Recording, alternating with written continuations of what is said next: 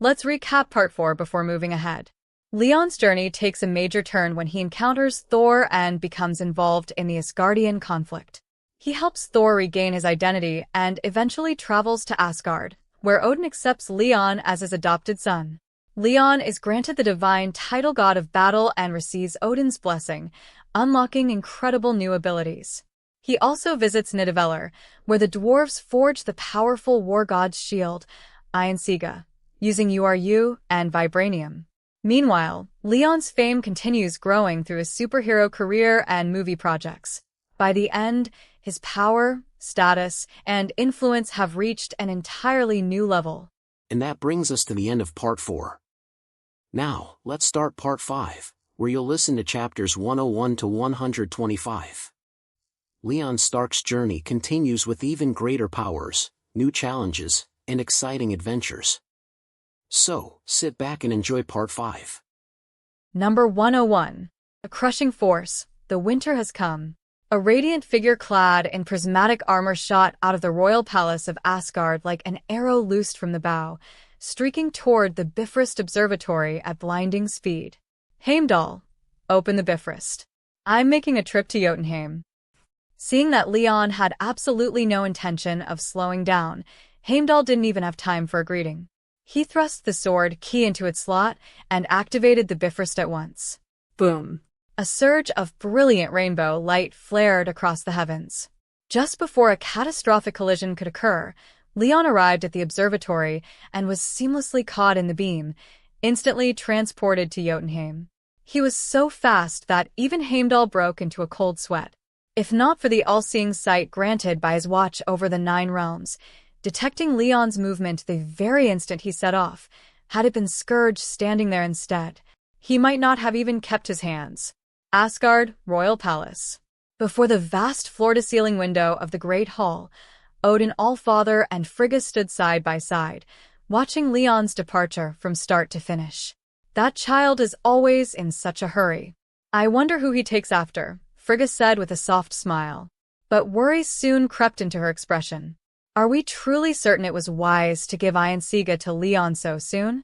That artifact never existed in Asgard's history before, and yet. Frigga. Odin turned his head slightly, cutting her off gently. What is meant to come will come. The children have grown. They have their own thoughts, their own paths. And we have grown old. It is time to step aside and let them do what they must. Fate has already revealed what will be. We need only wait for it to unfold. Frigga sighed softly. I am only worried. No matter how powerful or how ancient they become, they are still our children. Her brow furrowed faintly, maternal instinct making it impossible to cast aside her concern. After all, what mother wishes for her child to endure hardship and loneliness? May everything still be in time. Jotunheim. At this moment, Thor was retreating in rather undignified fashion alongside the warriors 3 and Lady Sif. Behind them surged a seemingly endless army of frost giants, warriors and civilians alike, many never shown in the films, now bearing their fangs after the death of King Laufey. Volstagg. I told you again and again, when you pull aggro, keep it subtle. Don't rile up the entire population. Thor complained while running. I was just following our usual method, Volstagg protested sheepishly. How was I supposed to know so many frost giants would gather here? Because of his size, Volstagg needed both Hogun and Fandral supporting him just to keep pace with Thor's retreat. Thor, why not unleash a Stormbreaker, scatter them with lightning? At the very least, break their formation. Volstagg asked, confused. That had always been their way before. I cannot. Father's command was to suppress, not to slaughter. I will not further inflame the hatred between our peoples. Having matured through hardship, Thor was beginning to understand Odin's intentions. His former mindset had been narrow, thinking strength meant overwhelming force. True strength looked to the future. Yet slowed by Volstagg, the frost giant army steadily gained ground.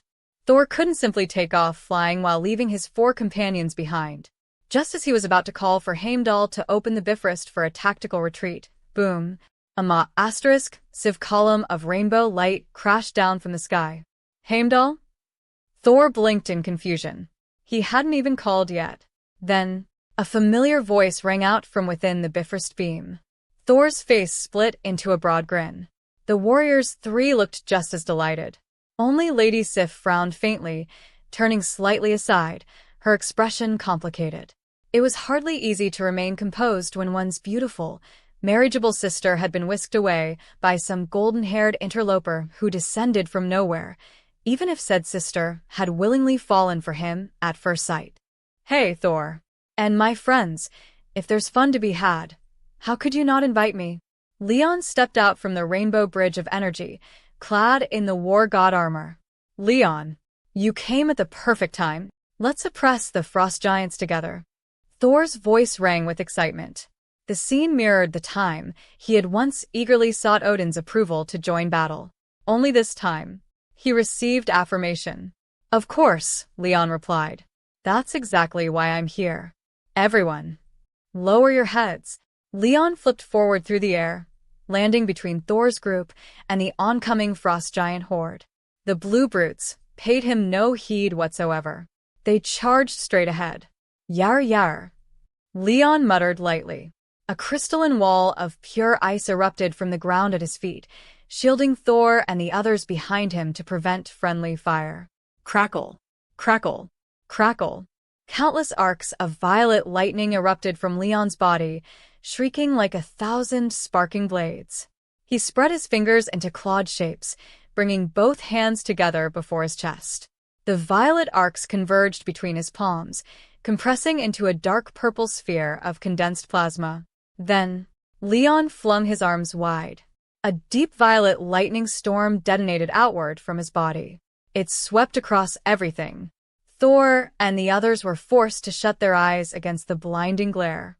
When they opened them again, the frost giant army that had moments before swarmed like marching ants now lay sprawled across the frozen ground, bodies convulsing from paralysis. Only a handful of elite giants managed to remain standing. "Leon, how did you do that?" Thor asked in astonishment. If he could learn this technique, he wouldn't have to flee while holding back his true strength. Leon grinned smugly. With a thought, the ice wall behind him dissolved instantly. Different fields, different expertise. If you want to learn, I can teach you. The plasma lightning from Leon's storm template lacked the raw divine output of Thor's thunder, but that very limitation allowed far finer battlefield control. And increasing its power was simple. Brute force plus miracles. With the energy conversion of the Starlight template combined with Aionsega's dual eternal cores, he possessed effectively limitless energy scaling. Any energy-based technique could be elevated beyond its original limits. The ceiling depended entirely on Leon's own stats. "Quit showing off," Lady Sif cut in coolly. "More frost giants are adapting to the paralysis. They're starting to stand again." "Oh, then I suppose I didn't try hard enough," Leon replied with mock modesty. Yeah, Thor said, stepping forward. "We know you're impressive. Let's finish this." Clang, clang, clang. Thor thumped Mjolnir lightly against Leon's armored chest. Aionsega, newborn and still inexperienced in the subtleties of social interaction, misinterpreted the gesture as a challenge. It reacted instantly. Whoosh. A burst of flame erupted, setting Thor's hair on fire. "Oh, my hair." The damage was minimal. The humiliation, however, was catastrophic. Under Thor's deeply aggrieved glare, he prematurely acquired the short-cropped look of Thor, Ragnarok, with a hint of natural curl, no less. Number 102. The Ice Age. Return to Earth. After that, Leon and Thor moved in coordinated strikes, working seamlessly together. One punch, one frost giant down. Every deliberately restrained blow was calibrated to knock out a towering giant without killing them. But the thrill of mowing through fodder quickly faded in the face of an army whose numbers seemed endless. Leon summoned Bast and RC to ****, yet even that barely changed the tide. The frost giants of Jotunheim were like stray dogs on a roadside back on Earth. Just when you thought they were gone, another one would spring out from nowhere. "Ah, how long is this supposed to go on?" Leon's patience finally snapped as he turned to Thor. Thor replied helplessly, "Until they're willing to sit down and negotiate in good faith." Impossible. Absolutely impossible. Leon had never been one to follow rigid procedure. If he had this kind of time to waste, he'd rather go make a few new friends instead. But since he had already come to help Thor, he would see it through. A ruthless glint flashed across Leon's eyes. He signaled Bast to *sim her Black Panther form. With a single powerful motion, she seized Thor and the warriors three, one in each *siv paw, and launched into the sky. Lady Sif, the only one left, was carried aloft by RC in combat mode. Even in combat mode, RC retained full flight capability, just not as specialized or fast as her motorcycle mode. "Leon, what are you doing?" Thor's eyelid twitched nervously. He feared Leon might wipe the frost giants out entirely in a fit of impatience. "Relax, Thor. I'm not going to exterminate them. I'm just giving them some time to cool off." After all, the frost giant race still had long-term labor value in Leon's eyes. There would be plenty of time for them to weep later. As for now, Ha!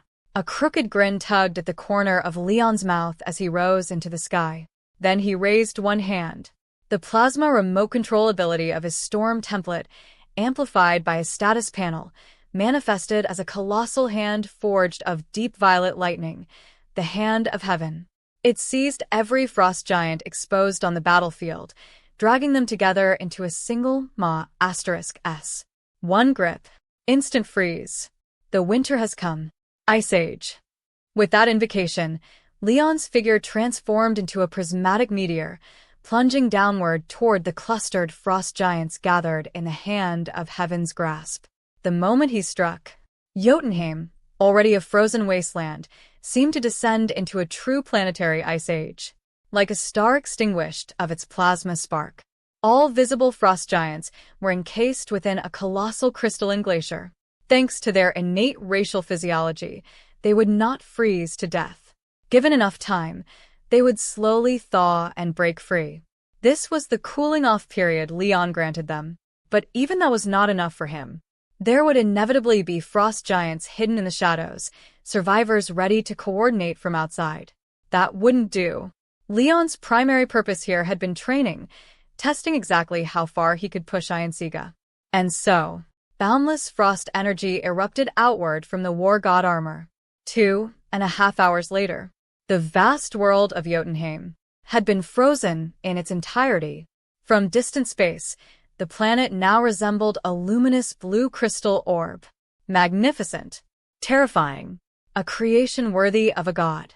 From this moment forward, the might of Asgard's god of battle would resound across the 9 realms. Odin had warned Leon that he could not yet unleash Aionsaga's full power, and that the artifact might even backlash against him. Leon had been mildly unconvinced.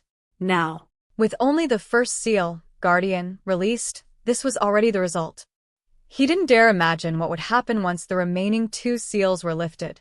Behind him, Thor and the others could only stare in stunned silence. Thor even began to question whether he was truly Odin's biological son. Why was Leon, the adopted one, given an artifact this absurd, while he himself had to struggle with nothing but a hammer? Leon rejoined them in the sky, gazing down at his handiwork with satisfaction. He let out a long breath.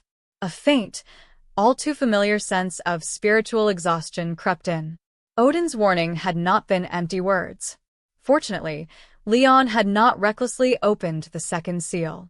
After some internal discussion with Aionsega, he discovered something astonishing. Odin had entrusted the authority to lift the seals directly to Aionsega itself. And after a bit of persuasive sweet-talking, the still young divine artifact had been more than willing to comply. Truly, placing nuclear launch authority in the hands of a naive child carried certain risks. Thankfully, Leon was cautious enough not to test fate. Cruel, perhaps, Leon said softly, admiring the frozen planet. But beautiful, isn't it? It is, Thor admitted. And nice armor. Thor tapped lightly against the eternal core embedded in Leon's chest. After Leon's earlier guidance, Aionsega had learned to recognize allied units and did not retaliate this time. You too, Leon replied with a grin. The compliment, however, lacked credibility coming from someone currently operating on a completely different power tier. Thor could only laugh awkwardly. For a brief moment, he wondered whether he should go ask Frigga for an upgrade as well. The thought had barely formed when Mjolnir floated up beside his head. It had no eyes, yet somehow its silent stare burned into him all the same. Hey, Mjolnir, you're the best, moi. Thor hurriedly kissed his hammer and gave it an affectionate rub to soothe its apparent jealousy. With the frost giant crisis fundamentally resolved, Leon and the others returned triumphantly to Asgard. But soon, Vanaheim sent word requesting aid. Thor barely had time to rest before setting out again. Leon joined briefly for the spectacle, but after failing to obtain anything noteworthy from the daily sign-in, he quickly lost interest in expanding the map or testing artillery. After bidding Thor farewell, then saying goodbye to Odin and Frigga, Leon, now leagues beyond where he once stood, finally returned to Earth. To the Malibu mansion he shared with Tony. JRVS, where's Tony? Sir remains in closed-door training. Hey. Extending his observation hockey, Leon scanned Tony's workshop. He found Tony seated cross-legged, eyes closed, almost like a cultivator in meditation. Magnetic fields pulsed through his body, chaotic at times, orderly at others, circulating in rhythmic convergence. Even more astonishing, Tony's physical condition had undergone a qualitative leap. He had Serpa********** Pepper's level and was steadily approaching Soldier Boy tier durability. What the hell? That's insane. Leon could only marvel, lacking a scientific explanation. He chose not to disturb Tony. After confirming there was no danger, Leon left the mansion and headed to Stark Tower with Eve, who had returned to Earth alongside him. He intended for Eve to train under Sharon Carter and gradually take over her secretary responsibilities. Partly to monitor Sharon, who was still technically a S.H.I.E.L.D. agent, and partly to ease the pressure of Leon's periodic inspections. Truly, there were few bosses as considerate as Leon Stark. Sharon Carter. I'm moved to tears. Eve, same. After thoroughly moving both secretaries to tears, Leon suddenly paused. RC, did I forget something? What do you think? RC replied faintly. Her partner mode form shimmered as vibranium nanites shifted across her surface, transforming her appearance into a sleek woman clad in a black bodysuit, snow-white hair flowing down her back, azure eyes gleaming sharply. Watch out. I forgot about 2B. Leon's cooldown reset instantly. Without hesitation, he switched battlefields, preparing for a new operation. Number 103. You're a 2B. Inquiry, are you my master? The moment Leon remembered that 2B was still lying pristine and untouched inside her coffin, he immediately switched to another office, one with top-tier soundproofing and noise suppression. He had prepared quite a few of these private offices around the company. Most of the time they went unused. But look, now they were useful. Pepper was always saying he occupied public resources. Honestly, this concerned the future legacy of the Stark family. How could that possibly count as misusing company space? Leon retrieved the regeneration cradle from his system's storage space. Through the palm-sized transparent observation window, he could clearly see that 2B's bioengineered vibranium skin and her black gothic external armor components had already been fully printed. The entire android body was pure as fresh snow. Perfect beyond mortal craftsmanship. Lifelike. Just looking at her was enough to make one want to take a bite. Tap, tap. Leon's fingertips glided lightly across the cradle's control panel before pressing the hatch release button with unconcealed anticipation. Hiss. White vapor spilled from the seams as the lid began to rise. When it fully opened, the serene, immaculate beauty of the snow-white battle android revealed itself before his eyes. Beautiful, Leon murmured, under the watchful and faintly judgmental gaze of RC.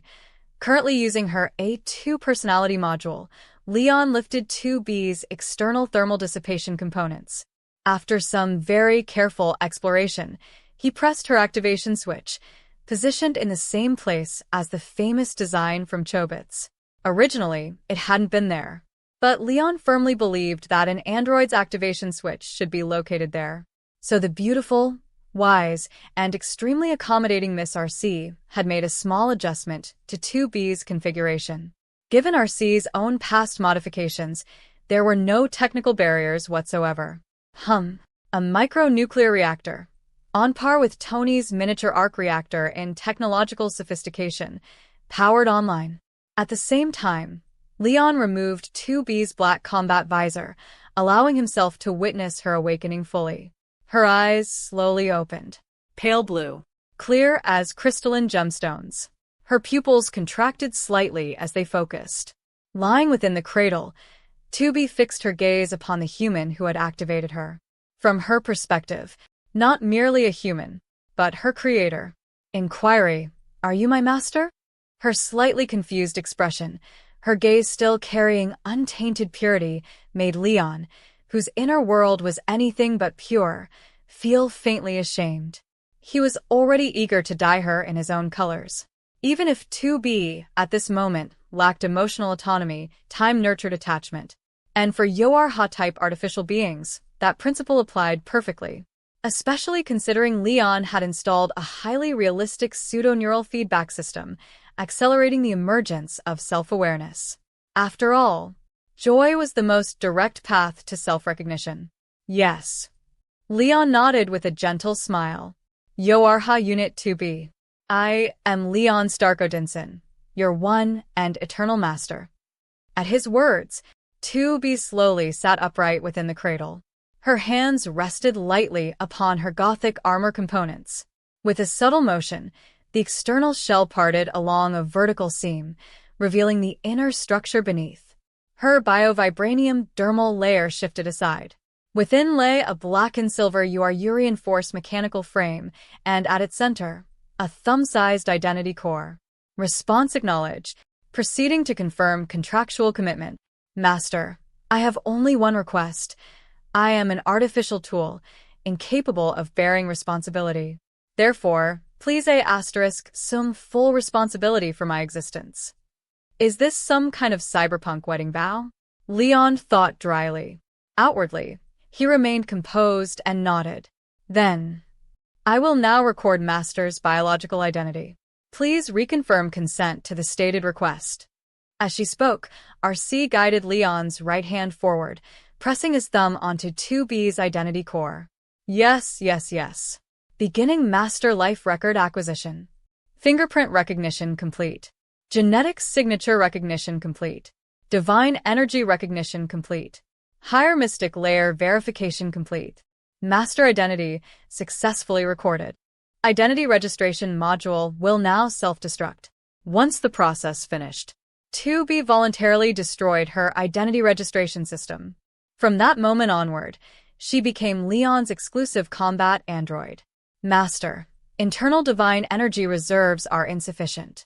Immediate replenishment is recommended. Do you consent? Consent? Of course I consent. But how exactly?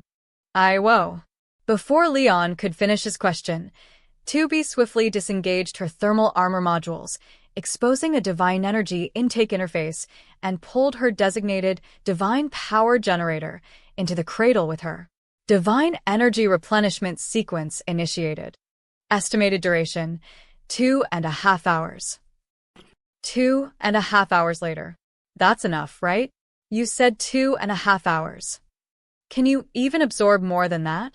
Are you going to overload? Leon, radiant, righteous, and concerned, began worrying that 2B might not understand the principle of equilibrium. No. Divine energy replenishment sequence error detected. Significant internal leakage observed. Master, please continue replenishment. That's enough. RC, still in A2 mode, finally lost patience. Like lifting a kitten by the scruff, she seized 2B by the back of the neck and pulled her out of the cradle. Then she pressed Leon back down just as he tried to climb out. With a cool, A2-style smirk, she repeated 2B's earlier line. Master, I also require divine energy replenishment. Huh. But you're adamantium. Not you, are you? Wait, hey, fine. Replenishing. Against Arcee's hostage tactics, Leon had absolutely no resistance. His first day back on Earth was spent almost entirely converting and outputting divine energy in relentless cycles. Praise be to Starlight. The next day, still inside his office, Leon received a mysterious package delivered by none other than Nick Fury. Since Tony remained in seclusion, it had been redirected to Leon instead. Number 104. Return to the past, overwrite the future. 1974. Stark Industries. Howard Stark's office. Everything can be achieved through technology, better lives, healthier bodies, and for the first time in human history, the possibility of sustaining world peace. I'm Howard Stark. Everything you'll ever need in the future is right here. City of Tomorrow? Future Metropolis? The City of Tomorrow. Beside a table displaying a miniature city model, Howard Stark was recording a message. Two little heads, barely tall enough to peek over the tabletop, sneaked in quietly. The boys exchanged mischievous glances, each grabbed a miniature building, and started tiptoeing away. They were caught immediately. Hey, Tony, Leon, what are you doing? That's the City of Tomorrow model, not a toy. Put it back. Right now. Where's your mother? Maria? Howard lifted one small Stark under each arm and handed young Tony and Leon over to their mother, Maria, who had rushed in at the commotion. After that, Howard resumed filming, explaining his vision for the future city. JRVS, are we done? Yes, sir. Oh, thank God. Howard loosened his tie in relief. I much prefer improvising to scripted lines. With respect, sir, your improvisations tend to proceed in unexpected directions. For this recording, reliability and stability were required. Fair enough. Howard nodded. Still, I'm glad you're here, JRVS. Thank you for staying with me. It is both my duty and my honor, sir. JRVS smiled politely. Their casual exchange was faithfully captured on film. 35 years later. After a brief break, Howard reappeared before the camera, leaning casually against the City of Tomorrow model. Tony, Leon, you're too young now to understand. So, I'm recording this in advance. Everything I've built, I built for you. One day you'll understand. This isn't just an invention. It's the culmination of my life's work. It's the key to the future. I'm limited by the technology of my era. But one day, you'll figure it out. Of course, mostly you, Tony. Leon doesn't quite have the same brilliance, though he always won the milk battles when you two were infants. Maria says he'll probably be popular with girls someday. Really? Little Leon suddenly popped up from beneath the table. Howard clutched his head. Oh my God, Leon. When did you sneak in? When you said Tony and Leon, you're too young to understand. That was the beginning. Howard groaned. He flicked Leon's forehead and then crouched down, expression stern. If you've heard this, you are not to tell your brother until the time is right. Or I'll tell your mother about you flirting with your kindergarten teacher. Oh, okay. Young Leon, clutching his forehead, swallowed his tears and nodded obediently. After all, a father's warning was manageable. But Maria's discipline? That involved real consequences. Still, children's memories fade. By the time Leon grew up, he only vaguely remembered that Howard had told him not to reveal something to Tony.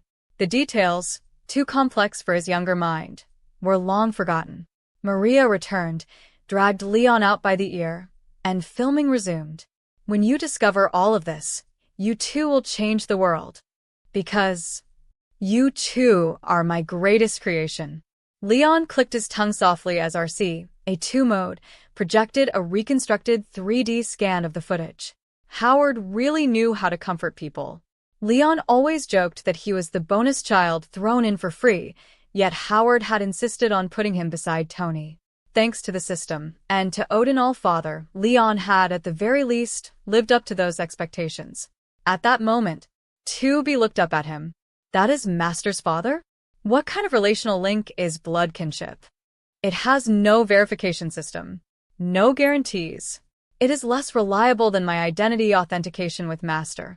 Yet all records suggest that human-to-human bonds are valued above human-machine bonds. Her logical conclusion contradicted observed reality. She did not understand. Leon smiled faintly and brushed a few strands of hair from the corner of her lips. I don't understand it either. It's probably instinct. Other animals have something similar, but humans experience it more intensely, whether love or hate. I see. Tubi fell into quiet contemplation. Leon lightly tapped her cheek. Don't overthink it. You only need to focus on one thing, faithfully carrying out my orders. Kamartaj. Leon approached the Ancient One, who was seated in meditation. Master, I have a request. No. She opened her eyes calmly, rejecting him before he even explained. Why? Time travel is forbidden, she replied. Returning to the past risks fracturing reality, creating branching timelines. But worse, tampering with an absolute point in time could collapse this universe entirely. What I want to do won't affect reality. Leon refused to back down. He now possessed the power to create a better outcome. How could he ignore it? You cannot guarantee that, the Ancient One said gently, placing a hand against his cheek. Strong emotions cloud judgment. They lead to unintended consequences. Leon, you are no longer what you once were. Then come with me. Supervise me. I cannot leave Earth. There are powerful entities watching it constantly. She shook her head again. Then let Odin watch Earth temporarily. She paused. Countless possibilities flickered across her eyes as she calculated outcomes. At last. Very well. But we cannot remain long. It must be swift. Nice. Master, I love you. Leon threw his arms around her in an overly enthusiastic embrace. Number 105.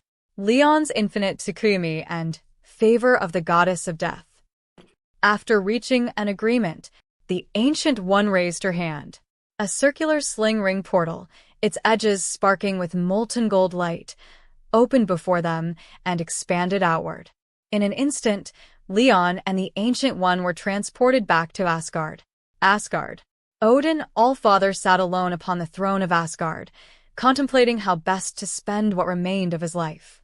After a lifetime of conquest, he had grown weary of war. Peace. Quiet retirement. That was what he truly desired. Then, he caught sight of Leon and the Ancient One stepping through the portal. Again? Odin's eyelid twitched. You are the leader of the Avengers, not the leader of the Father-Det League. Ancient One. Odin All-Father.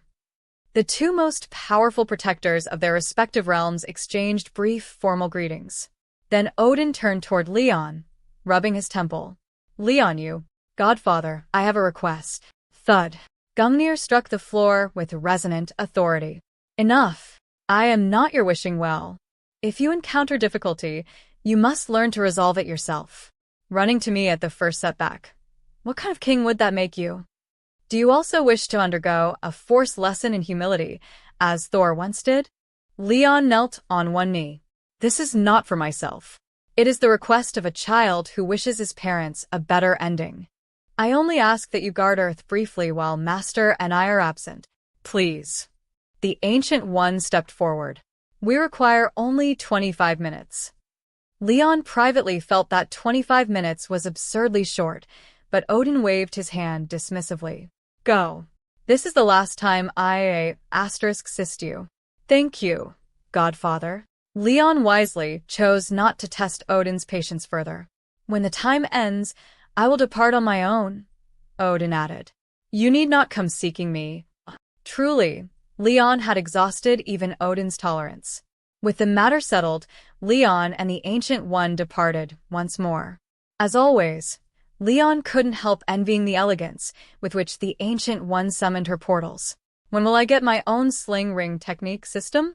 Ding. Daily sign-in complete. Reward. S. Private collection. Adolescent old guy does not dream of the supreme pretty sorceress. Shift. Why is old guy still haunting me? After they left, Frigga appeared from the shadows. That child came with filial intent. You intended to agree all along. Why scold him? Humph. If I didn't, he'd dismantle Asgard by tomorrow. A faint smile tugged at Odin's lips. I will visit Midgard for several days. Conduct a personal inspection. Asgard is yours, Frigga. Leave it to me, she replied with playful confidence. I may be known as the foremost sorceress of the 9 realms, but my blade has not dulled. I doubt the boy even realized I held back against Laufey. Odin chuckled softly. Time had said. The once conquering warlord and the battle-maiden queen were now aged sovereigns, so aged that many had forgotten how terrifyingly powerful they once were. Earth, Norway. Odin arrived via the Bifrost upon a quiet Norwegian cliffside overlooking the sea. The view had long been dear to him. With a thought, his divine regalia vanished. The All-Father became a simple, one-eyed old man seated upon a stone, and simply watched the ocean. Across the cosmos, ancient entities stirring in the dark abruptly grew still, because at that same moment, the Ancient One opened the eye of Agamotto. Harnessing the time stone within, she brought Leon back through time. Such an act required supreme mastery of both mystic arts and the stone itself. Only she could accomplish it safely. 1991 December 16th night. The day Howard and Maria Stark returned home. The night Hydra dispatched the Winter Soldier. Leon remembered this night vividly. He and Tony had waited, first excited, then restless, then numb, until sleep claimed them. The next morning brought only death. Within the mirror dimension, Leon gazed upon his younger self and Tony. May I see them? He asked quietly. No. Hatred clouds judgment. Understood. Leon touched Aionsega at his wrist and sat cross-legged, forcing himself into stillness. Hydra was already on his purge list, as was the Winter Soldier. Death alone would be too merciful, even if he had not acted of his own will. Time said. Then, notification. The souls designated, Howard Stark and Maria Stark, acknowledge you from the depths of their being as their child. Activate Valhalla to contain them? Yes. With a thought, Leon invoked his authority. Their souls were drawn into his personal Valhalla, a domain rooted in his divine authority. Within it, he had woven a dreamlike paradise, a world of peace, a perfect illusion, not unlike infinite Tsukuyomi. The dream Madara had chased for a lifetime, Leon achieved through a sign and reward. Truly ironic. The Ancient One observed carefully. Leon's Valhalla resembled Asgard's, yet was more absolute. If conditions were met, the soul's consent was irrelevant. Ultimate authority belonged solely to Leon. A flicker of unease said through her mind. If Leon ever claimed her retirement prematurely, would she be bound to him eternally? She could find no immediate countermeasure. Perhaps eternity would suffice to restrain him. Perhaps. The thought unsettled her. They traveled once more, and Leon contained the soul of Edwin Jarvis as well. Swift. Precise. No excess. Upon returning to the present, the Ancient One carefully verified that no branching timeline or absolute point had been disrupted. Satisfied, she departed. Then, the system spoke. Notice. You have intercepted souls originally destined for death. Death is angered, but upon recognizing your unique existence, she has developed intense interest in you. Caution. Exercise care. She is watching. She may arrive at any time. You have obtained favor of the goddess of death. Favor of the goddess of death. Your soul is immune to all negative effects. Except for death herself, no entity may claim your soul. Description. You are mine. What the hell? Number 106. Death and the Tesseract. What the hell? Leon was completely stunned. All he did was retrieve the souls of his parents and JRVS. Was that really enough to provoke her? Death. One of the 5 fundamental cosmic entities of the Marvel Universe. The embodiment of the end of all life. The ultimate destination of every soul. A conceptual existence beyond time and space. Whether in the comics or in the cinematic universe Leon currently inhabited, she stood at the very peak of cosmic hierarchy. Alongside her were the other great cosmic abstracts, eternity, infinity, oblivion. And in certain traditions, Galactus, the devourer of worlds' death might not be the most powerful among them, but she was undeniably the most infamous. After all, who does not fear death? And who can escape it? No. This was bad. According to the system, death could come knocking at any time. Leon needed to leave this universe immediately. Making friends with death sounded like an excellent way to end up permanently deceased. He was not finished living yet. Knock. Knock. Knock. Leon's office door was tapped from outside. Already on edge, Leon nearly choked on his own breath. Observation hockey activated instantly. Pepper. Just Pepper. She had finished her work and came to see him after hearing he had returned. What? You just got back and now you're leaving again? When she learned Leon was about to enter another self-imposed Leon sleep state, Pepper was visibly frustrated. Tony was locked away in magnetic field cultivation. Leon was perpetually absent, wandering across realms. Between home and company, Pepper was the one holding everything together. Well, Leon had brought back a blonde, well-mannered girl this time. She worked diligently, with impeccable upbringing. Pepper couldn't help thinking, all the good girls in this world are eventually going to fall into Leon's orbit, aren't they? I can't help it, Leon said helplessly. Plans change. Pepper sighed. Fine. Just stay safe. And don't come back with a child. Yes, madam. After a brief farewell, Leon shot skyward. SHIELD headquarters. Nick Fury was in his office, speaking softly on the phone when, boom, the reinforced bulletproof windows behind him shattered inward. In seconds, his office looked like it had been hit by a hurricane. Only the chair beneath him remained intact. Motherf. Who the hell dares attack my office? Fury spun around, then immediately switched to a diplomatic smile. Oh, Leon. Thought it was someone else. Fury. I need the Tesseract. Now. Excuse me? Did Howard tell you about that too? Fury had intended to quietly continue researching it himself. It gave him comfort, security, knowledge equaled survival. And right now he felt very insecure. Fury. I will not repeat myself. Leon's eyes glowed faintly gold. Aionsega on his wrist radiated subtle ice and flame pressure. Fury suddenly experienced what could only be described as thermodynamic distress in very personal regions. Okay. Take it. Just turn that off. Moments later, inside a CLA * Cepheid shield research vault, Leon took the Tesseract into his hands. Technically, it had always been his family's property. The Tesseract was merely a containment vessel forged by Odin Allfather to house the Space Stone. It bore protective enchantments. If an unworthy individual attempted to misuse it, the stone would activate and exile them somewhere they could never again abuse its power. Red Skull was the prime example, banished to Vormir. Of course, for individuals like Loki or Leon, the enchantment posed no restriction. The problem was practical. Unlike Loki, Leon could not store it magically. And it was not a system item, so it could not enter his system storage space.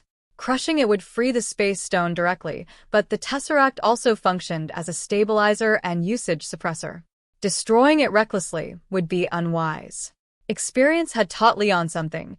The first sign-in tied to a specific artifact had the highest chance of yielding a premium reward. After that, diminishing returns. He had intended to save this opportunity, hoping for something akin to time immunity from the Time Stone. But now, survival came first. As long as he lived, there would always be more sign-ins. Confirmed daily sign-in. Leon raised the Tesseract reverently. System. World travel card. Now. Open. Ding. Daily sign-in complete. Reward. Third order Rubik's Cube toy. What? Leon shot upward through the ceiling, leaving Nick Fury standing amid debris and existential crisis. My Tesseract. Fury stared at the cracked vault floor. I need a raise. Number 107. Antarctic Vibranium and RC's Ascension upgrade. Damn it. Leon hadn't expected the first sign-in equals guaranteed jackpot superstition to fail him on the Tesseract. Left with no choice, He activated the sacred art of save and load. He had to secure a breakthrough before Death decided to check his water meter. For the next few days, Leon carried the Tesseract everywhere, signing in repeatedly in different locations, even experimenting with different poses like some deranged ritualist seeking better RNG. The pressure of Death's looming gaze weighed heavily on him. He didn't dare sleep. He remained in constant high-speed flight.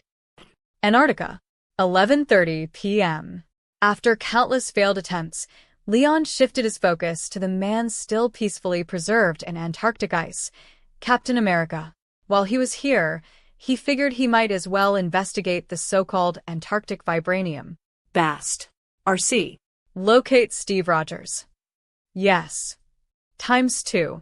Upon landing, Bast and RC split up, heading toward the region where Steve's aircraft signal had vanished decades ago.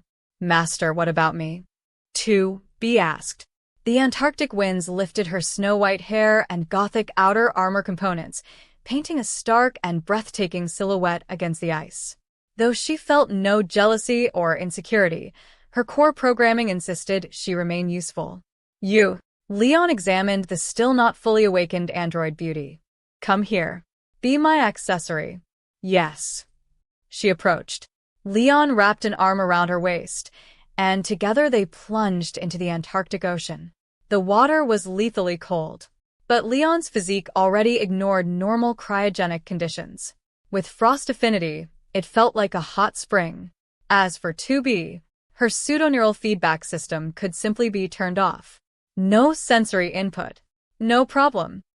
Moments later, clad in the war god armor, Leon emerged from the sea, holding a meteorite-sized mineral *S roughly the area of a football field and even taller than one, with one arm.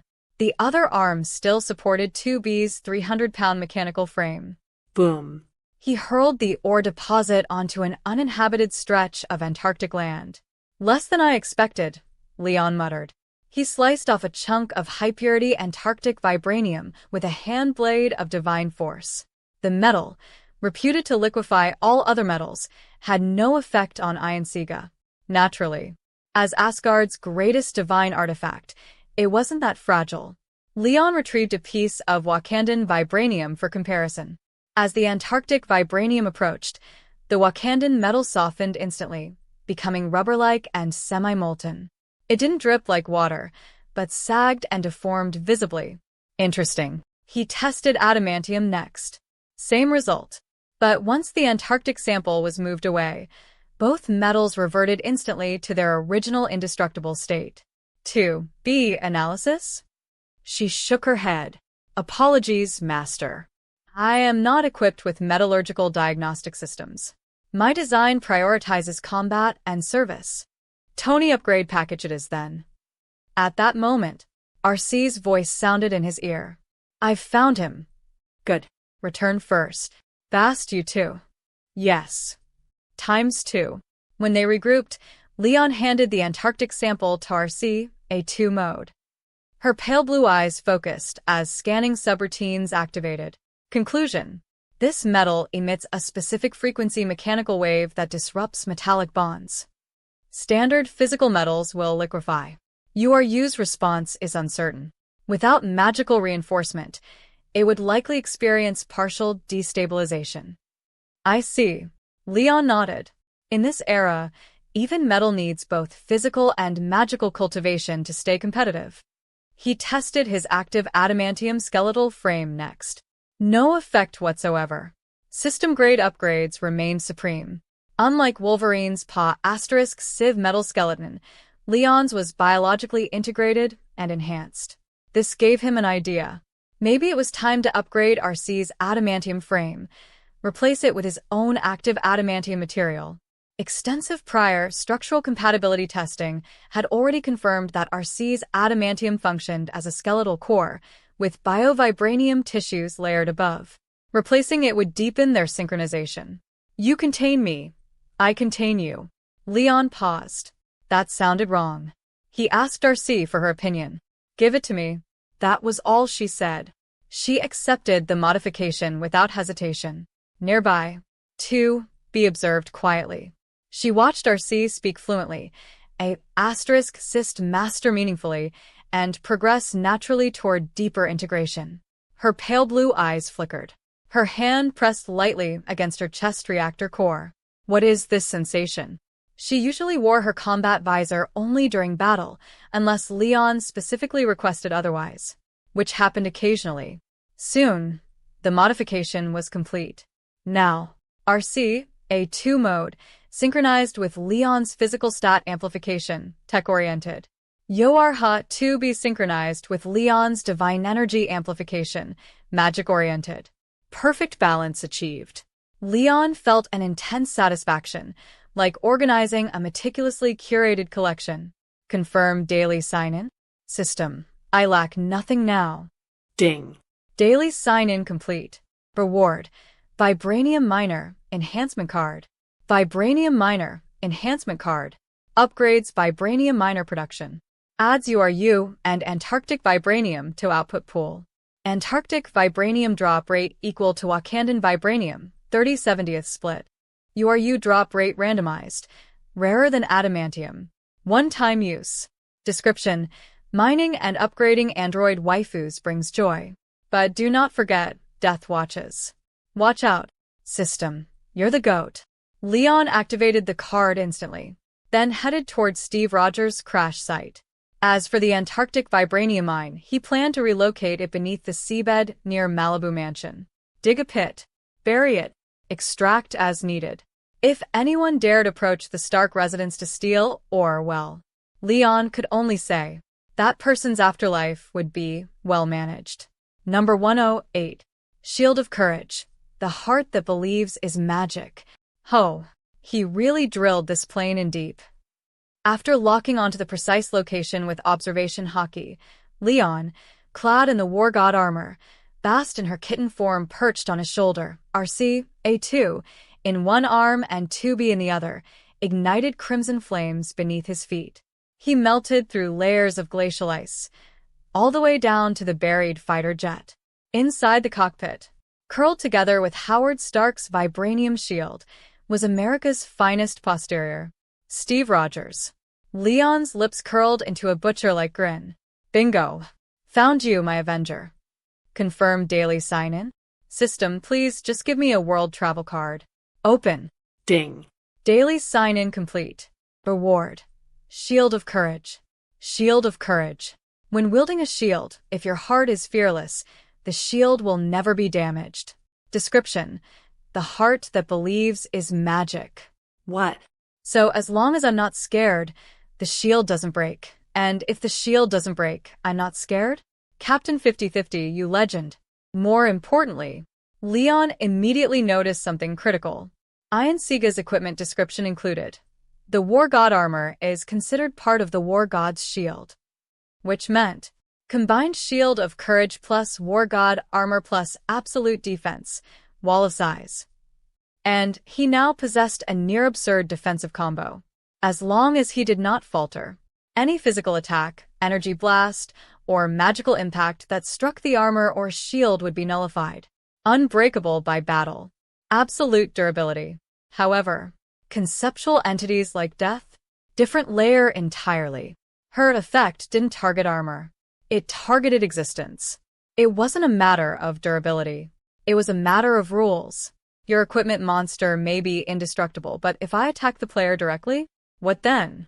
Which meant Leon still needed that world travel card, because a shield harder than the universe was meaningless if the wielder got deleted. He returned home briefly, relocated the Antarctic Vibranium deposit, excavated Steve Rogers, plane included, and delivered the entire frozen Ma *S to shield. Nick Fury accepted it in stunned silence. Leon then headed straight for Kamartash. If Odin's wool had been thoroughly harvested, it was time to fleece the Sorcerer Supreme. He still hadn't scored a proper jackpot from Wong. This time, he brought the Tesseract as backup. Double insurance. Kamartash. Strangely, death did not appear. She seemed in no hurry. Whether she intended to fatten him up first, or simply found him interesting, Leon didn't know. But recently, he had developed a new habit. Praying to death. He was now a devout follower. Motto. Better you than me. After a routine divine energy replenishment session for RC, Bast and 2B, Leon sought out the Ancient One. You wish to bypass *S traditional study and rely on the Space Stone? She asked calmly. Can you make this thing more portable? Carrying the entire Tesseract in my pocket feels ridiculous.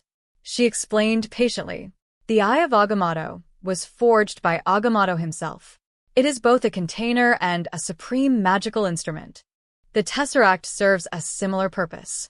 All Infinity Stones exert erosion and backlash upon direct wielders. Without proper understanding, direct usage is extremely dangerous. Odin's containment design is already excellent. I cannot craft a superior vessel. Leon's face fell. Was he seriously doomed to wearing some oversized golden gauntlet like a cosmic nouveau riche? Too tacky. However, the Ancient One turned, hands clasped behind her back, and gestured lightly.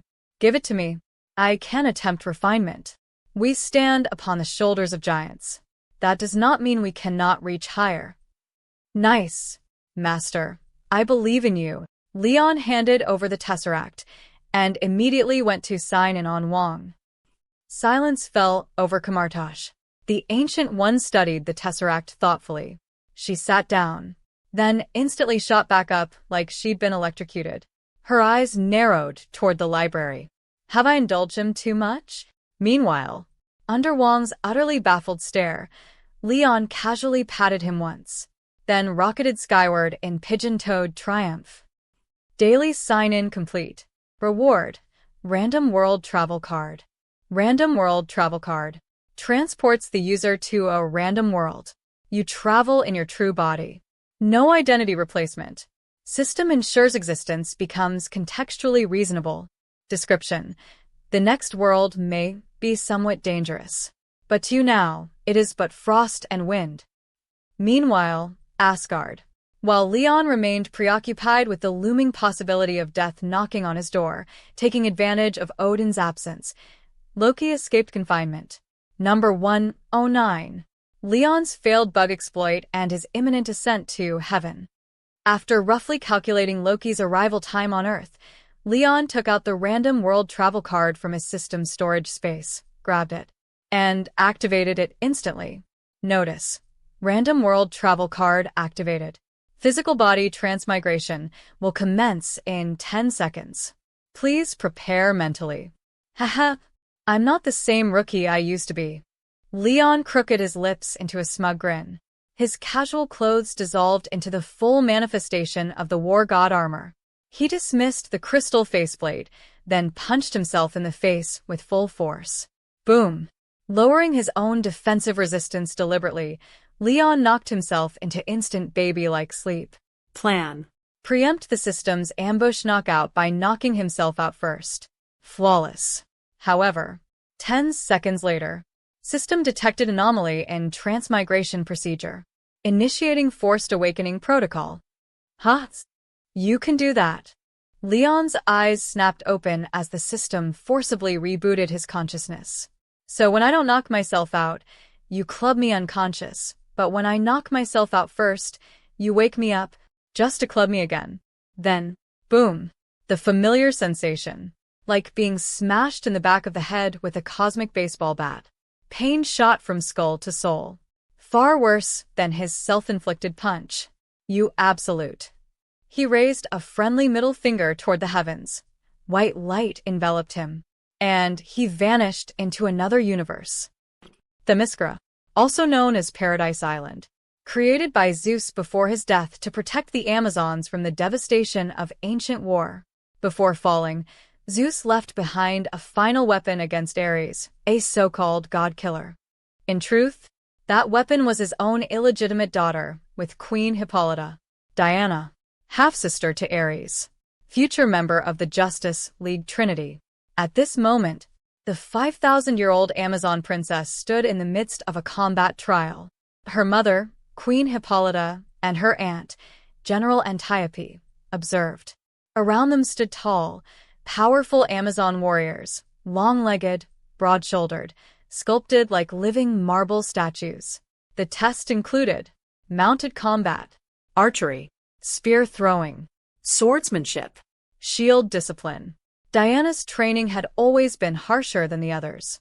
5 times harder. Sometimes 10. After leaping through the air to evade Antiope's thrown spear, Diana, already flushed with battle adrenaline, called out, "Mother, I am ready to be tested." No. Hippolyta shook her head calmly. With a gesture, over a dozen elite Amazon warriors surrounded Diana. "Defeat them," Hippolyta declared, "and only then will you be ready to challenge the strongest among us." Diana smiled, that radiant, victorious smile that would define her life. The result was inevitable. The elite warriors fell within 10 exchanges. Crushed. Diana's demigod bloodline had already separated her fundamentally from ordinary Amazons. Only Antiope, the strongest Amazon, could truly challenge her. Watching Diana's unstoppable display, Hippolyta felt pride and fear. The stronger Diana became, the greater her chance to defeat Ares. But the brighter her divine power burned, the more likely Ares would sense her existence. After a silent exchange of thoughts, Hippolyta nodded to her sister. "Antiope, teach her the final lesson. Physical strength alone cannot defeat every enemy." Antiope bowed, then leapt over a dozen meters in a single bound, landing before Diana. Clang. Without hesitation, she brought her sword down in a full-force vertical strike. Diana blocked crosswise with both hands. The impact forced her to one knee. Steel rang against steel. After a tense moment, Diana pushed upward, rising against Antiope's pressure. Seeing no advantage in raw strength, Antiope shifted instantly. She redirected Diana's blade aside, then spun and kicked. Diana flew back 7 or 8 meters, boots carving twin trenches in the GRS before she toppled backward onto the field. "Come on, Diana. You can do better." Get up. Antiope pressed forward relentlessly. Another strike. Diana rolled aside in her light leather armor and short skirt, barely avoiding the blade. Antiope pursued, thrust after thrust targeting vital points. Diana's heart pounded. Adrenaline surged. With sudden resolve, she hurled her short sword like a spear. Whoosh! Antiope tilted her head aside. The blade sliced her cheek, drawing blood. "I'm sorry, Antiope." Guilt flashed across Diana's face. She lowered her guard.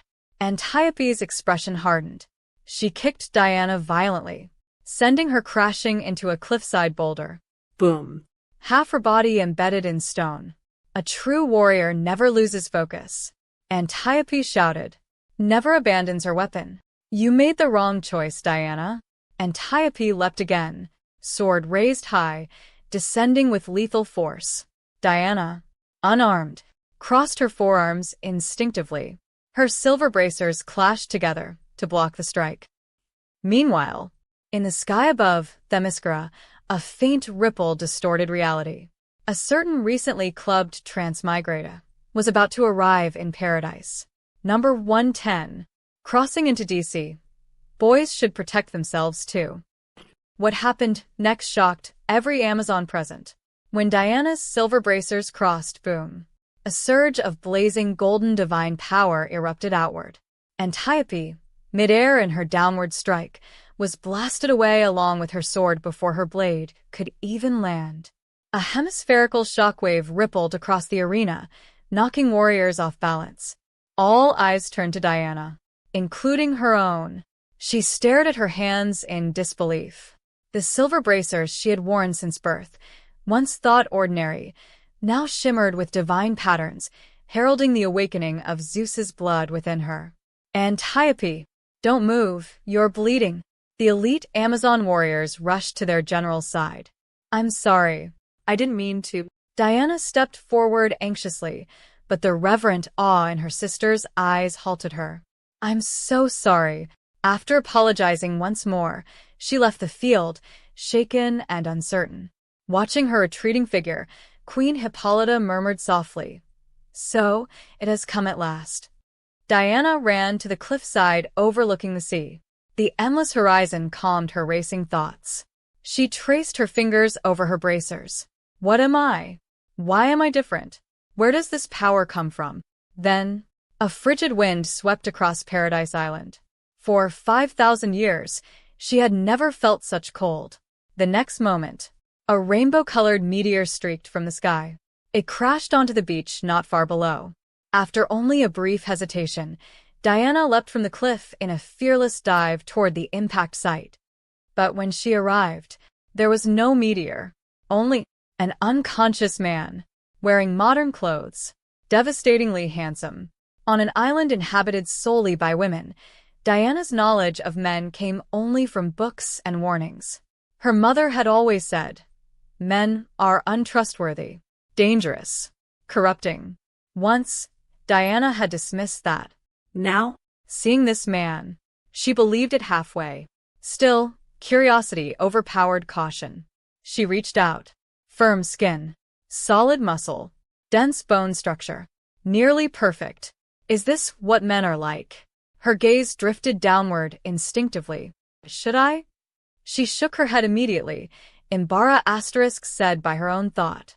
After confirming his breathing was steady and body unharmed, she attempted to lift him. She couldn't budge him, not even slightly. It was like trying to move a mountain. So heavy. Who are you? Curiosity surged to overwhelming levels. After several failed attempts, she reluctantly went to fetch help. The unconscious man lay peacefully. Of course, it was Leon. The system's disciplinary strike had been particularly vicious this time. He would be out for quite a while. Fortunately, Aionsega's base weight, 54 tons, ensured the tide couldn't drag him away, which also explained why Diana couldn't lift him. Her divine power had only just begun to awaken. She wasn't bench-pressing 50 tons anytime soon. Later, Leon awoke. bound. Golden rope coiled around him. He lay in a bronze-toned open-air hall surrounded by stone pillars. All around, tall, sculpted Amazon warriors in minimal armor. Antiope stood beside him, holding the law so of truth. Queen Hippolyta and Diana approached. Who are you? I am. Oh, this isn't mental control. Leon attempted resistance. His mental control immunity did nothing. Favor of the goddess of death did nothing. Interesting. The law so of truth was a mind control, nor soul manipulation. Damn it. I hate conceptual abilities. He could break free. He could fly off, but that would defeat the point. From the moment he confirmed this was the DC universe, Themyscira had already been designated as future-in-law territory. Who are you? Hippolyta repeated. Leon straightened proudly. If you are sincerely asking, then I shall answer sincerely. I am Leon Odinson, son of Odin, god of war. Identity is self-declared when traveling abroad, and Odin's name carried mythological weight even here. As expected, the Amazons reacted strongly. You are Ares? Some overenthusiastic Amazon misheard. Instantly, spears and swords aimed at Leon. Full battle formation. Leon blinked. Excuse me? Number 111. A misunderstanding? No, loyalty. Darling, do Odinson and Ares really sound that similar? Leon shot Diana a sideways glance after she had instinctively cried out, God of War, Ares. Sorry. I just reacted without thinking. Realizing she had misheard him, Diana offered an said apology. You're beautiful. I forgive you. Under the effect of the law so of truth, Leon had just spoken his honest thoughts. Stand down. Trusting absolutely in the power of the law so, Queen Hippolyta quickly composed herself and motioned for the Amazon warriors, who had been poised for battle, to withdraw. The man before them might very well be a true god. He was far too lucid to resemble someone suffering from delusions of identity. And that mountain-like weight, requiring more than a dozen elite Amazon warriors working together just to move him, suggested something far beyond mortal. You. Hippolyta was about to continue questioning him when a war horn blared from outside the palace, an unmistakable signal of invasion. Whoa. Enemy attack. Queen Hippolyta. A human fleet has breached the barrier and entered Themyscira. They're advancing toward the coast. An Amazon warrior strode into the hall, dragging a man in a thick leather coat as if he weighed nothing. "Let me go. Let me go right now. The Germans are coming." Clutching tightly to the notebook containing the formula of the German Empire's notorious poison gas specialist, Steve Trevor was in full panic. "They have guns and artillery. We need to run now." He felt cursed by fate. He had just escaped one nightmare only to tumble straight into another. Who were these absurdly strong, long-legged warriors in short skirts? Some kind of prehistoric tribe? The moment he had swum ashore, they'd seized him without giving him the slightest chance to explain. "Hey, brother, did they capture you too?" Seeing Leon bound in the hall, Steve immediately felt a sense of solidarity.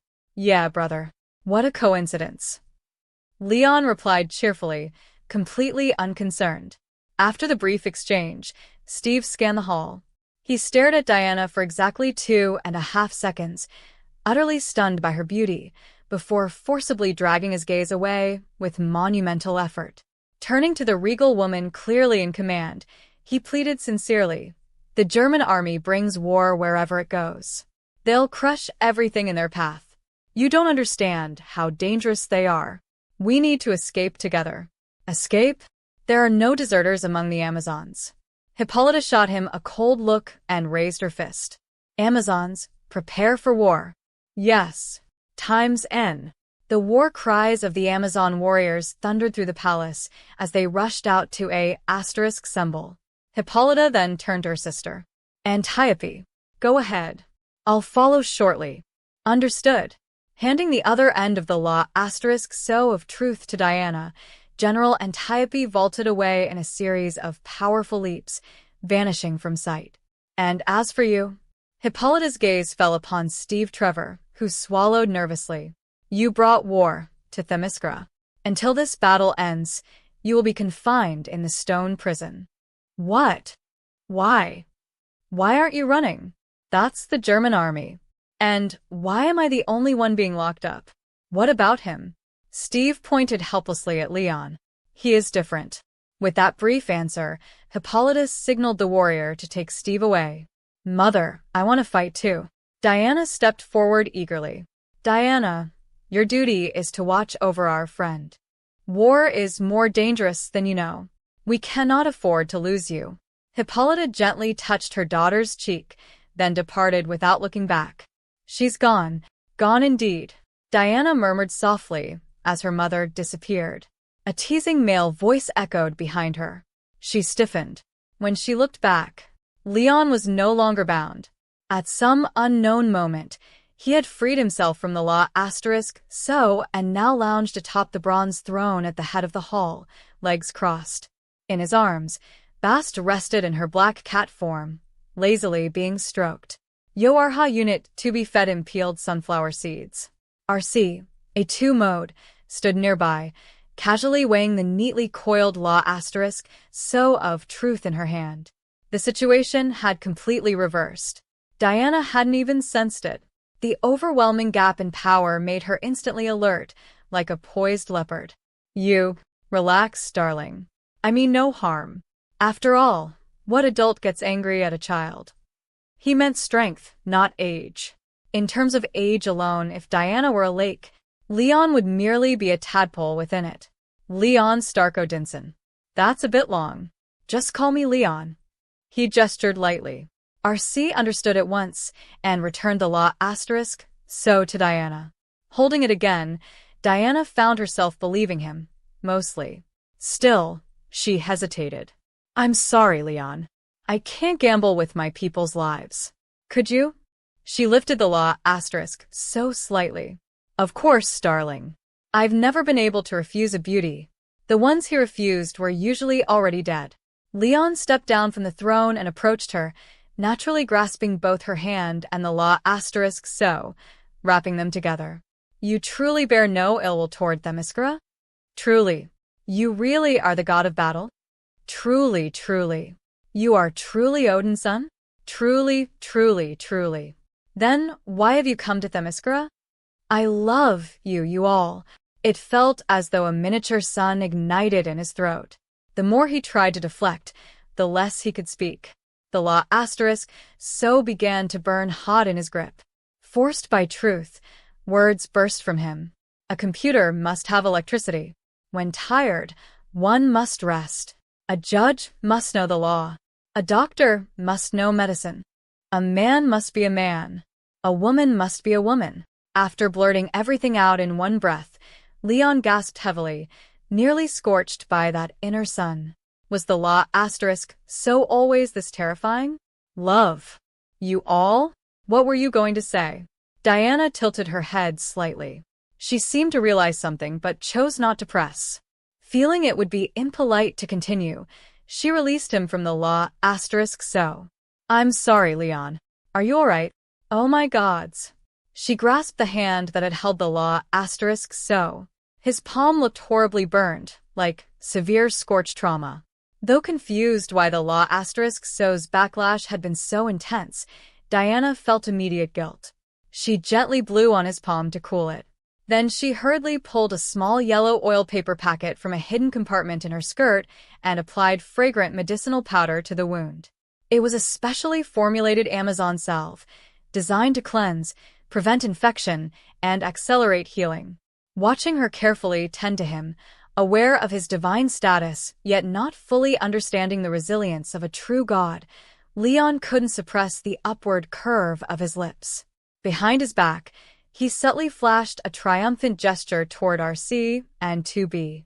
RC face-bombed. 2B, not fully understanding but eager to participate, tilted her head and made a cheerful peace sign. Looking down at Diana as she meticulously bandaged his injury, Leon couldn't help but admire her. Even a man who had seen countless beauties had to admit, she was purity incarnate. More breathtaking than any film or comic depiction. The Amazonian warrior skirt, the wild grace of her people, and the nascent divine power of Zeus stirring within her. Wasn't she practically inviting him to leave his mark upon that flawless blank canvas? Number 112. To take, one must first give. Judging from Diana's portrayal in the films, although she was said to possess extraordinary wisdom under Athena's blessing, it was much like Superman's superbrain, rarely demonstrated in practice. Instead, she often appeared hopelessly romantic. Once she fell in love, she could even abandon her divine power for the man she loved. At times, she seemed less like a seasoned goddess and more like a pure-hearted warrior princess blessed with immense strength and intelligence, but little worldly experience. Of course, that was largely an illusion. Raised her entire life on Themyscira, her knowledge of the outside world was theoretical at best. Her lack of social experience made her seem naive, but she was anything but foolish. And that worked perfectly in Leon's favor. Daughter of Zeus. Supreme tier potential. Future inheritor of the Olympian god of war's mantle. If such a treasure stood unclaimed, it would be a crime not to pursue it. But first, Ares, that warmongering relic of a dying age, had to be dealt with. The new era had no vessel fit to carry him. Soon, Diana finished wrapping Leon's injury. However, darling, was it really necessary to wrap it this thoroughly? My palm was injured, not my entire arm. Leon awkwardly lifted his right arm. Diana had bandaged it so tightly that the white wrappings resembled a plaster cast, nearly covering the whole limb. He was honestly afraid that flexing too hard might tear it apart. Oh. I'm sorry, I didn't notice. Diana quickly averted her gaze, bowing repeatedly to mask her Imbara asterisks meant. It was understandable. Meeting a final boss with fully maxed mechanics and stats while still in the tutorial stage of life. One could only say Diana's destiny had just taken an unexpected turn. Leon, Themyscira is under invasion. I cannot stand by and do nothing. Changing the subject, Diana strapped her shield and sword set to her left arm. I'll go with you, Leon offered. Humanity has changed. Their weapons pose a serious threat to you and your people.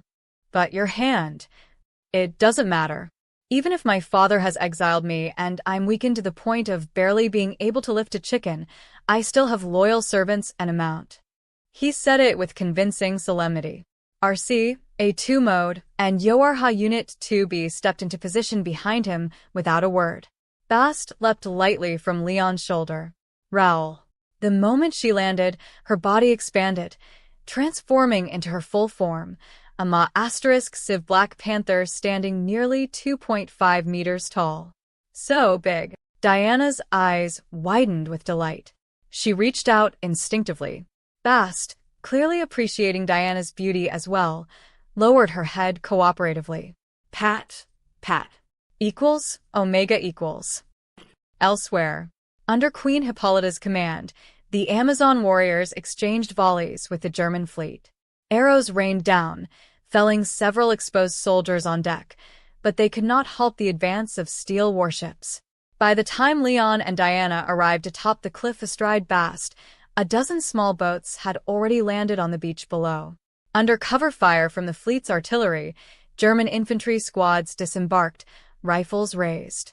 The first soldier to hit the sand fired immediately. Bang. A supersonic round erupted from a Mauser Gor 98, striking an Amazon archer squarely in her exposed thigh. Crack. The bullet shattered her femur instantly.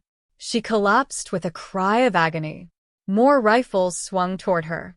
No. Diana leapt from the cliff in a single bound, clearing dozens of meters and landing precisely before the fallen warrior.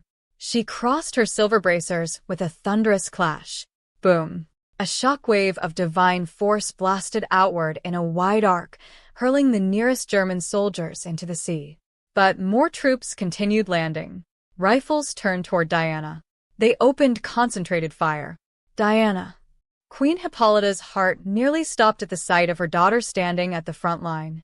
Humanity's rapid advancement over mere centuries had birthed weapons devastating to carbon-based life. Diana had only just begun to awaken her divine power. She could not yet endure sustained gunfire.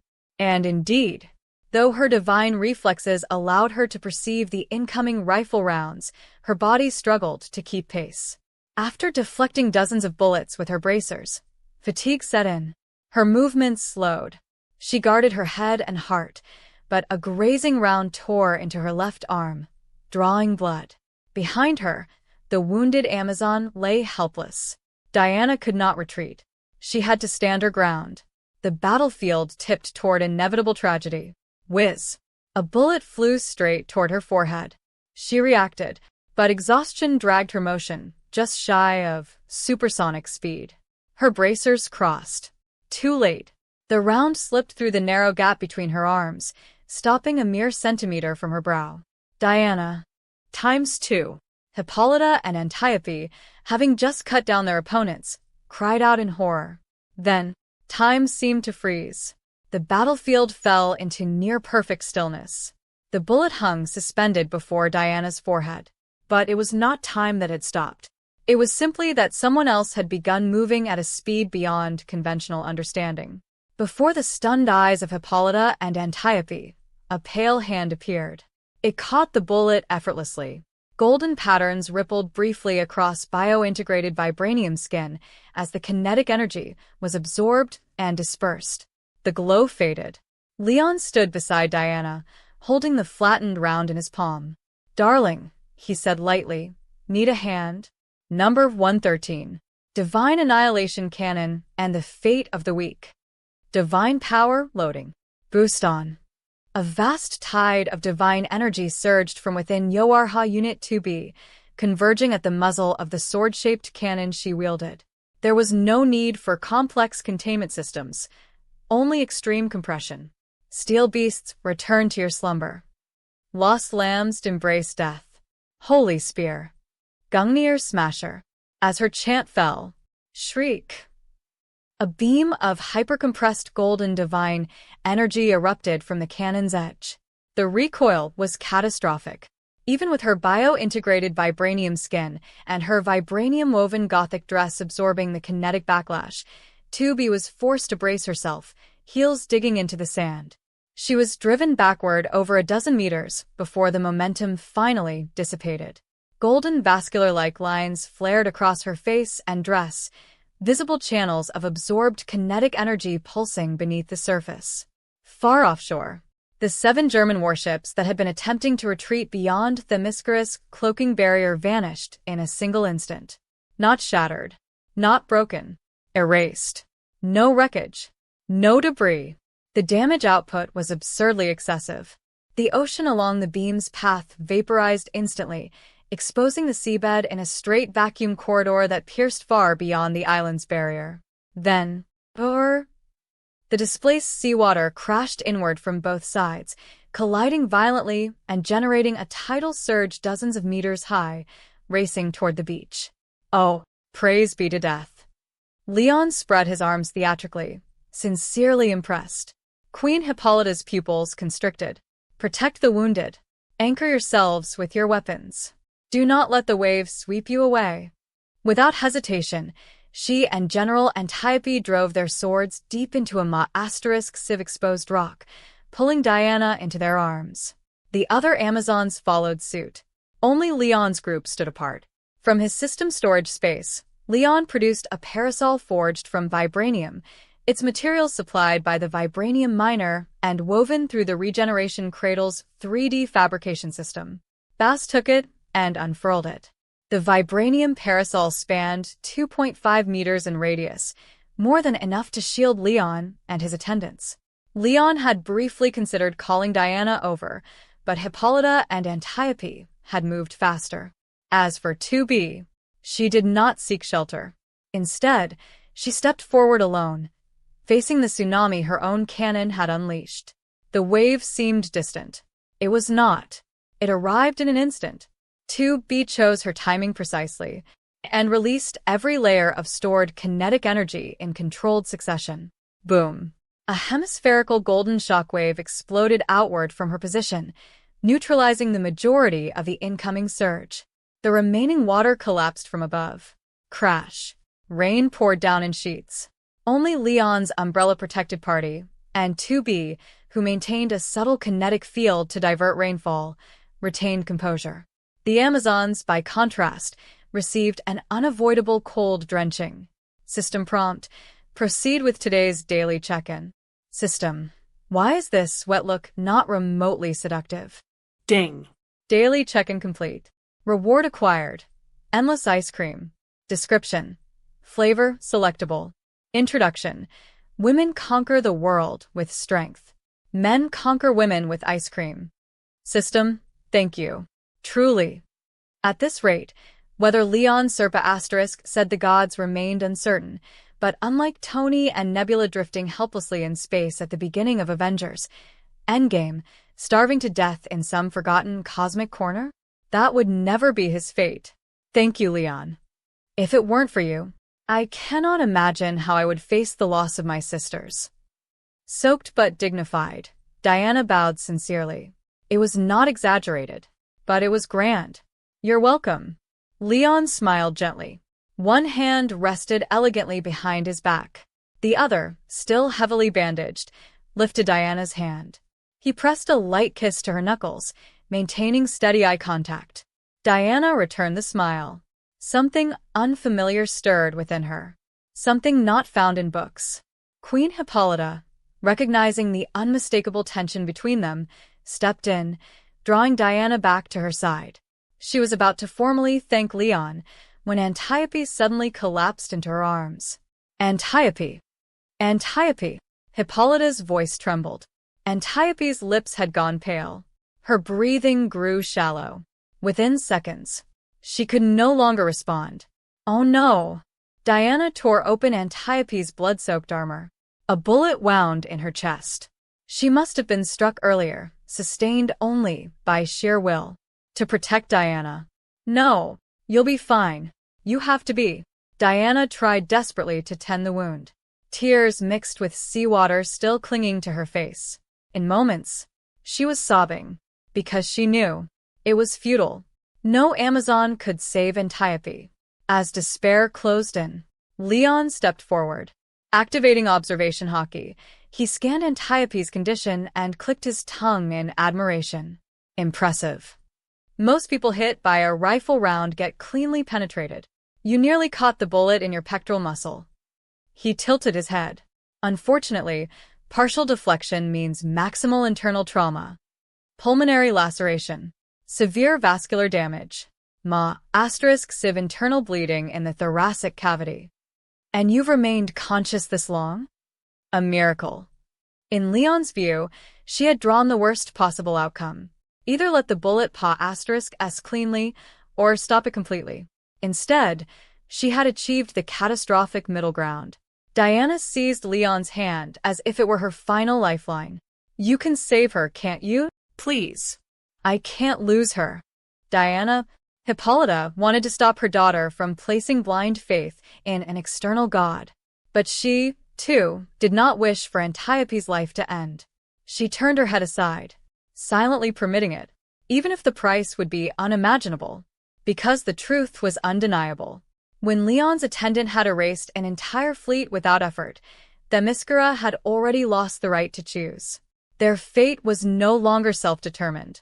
They were not the ones choosing. They were the ones awaiting selection. Number 114. Lord Leon's kindness can never be repaid.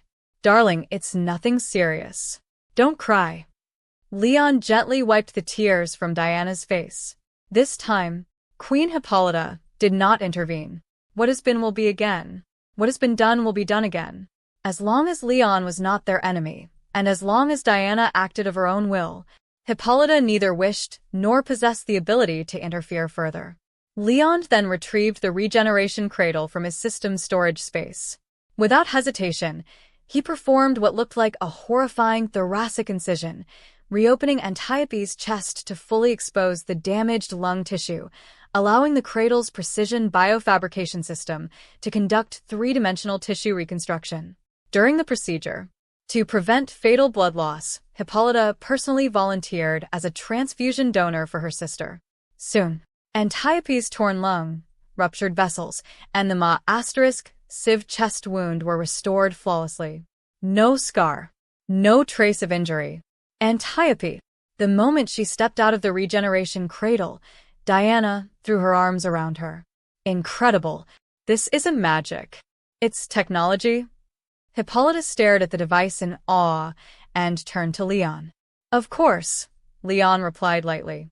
You know, Queen Hippolyta, I'm merely a powerless mortal now, my divine power sealed. All I can rely on are a few human tricks. He waved his heavily bandaged arm as if to emphasize his helplessness. Then, without waiting for Hippolyta to ask, Leon began calling the wounded Amazons forward one by one for treatment. The seriously injured first. He paused. I mean, the most urgent cases first. Nearly every Amazon bore some wound. With Antiope as living proof and Hippolyta's approval granted, Leon and the regeneration cradle were quickly surrounded by a sea of long legs and short skirts. Most were tall and powerfully built, but not without their share of bronze-skinned beauties with athletic grace. The enthusiasm was overwhelming. For a moment, Leon felt as though he had returned to Asgard. One at a time. No pushing. Hey, hands where I can see them. Watching him command such attention, Diana felt an inexplicable sense of pride. A warm, almost maternal smile curved on her lips. Nearby, Hippolyta and Antiope exchanged glances, resigned, helpless. It had been less than a day, and already, Leon's kindness toward the Amazons had become immeasurable. Like a frog being slowly boiled, they felt a creeping loss of agency. At this rate, if Diana graduated in a matter of days, they would not be surprised.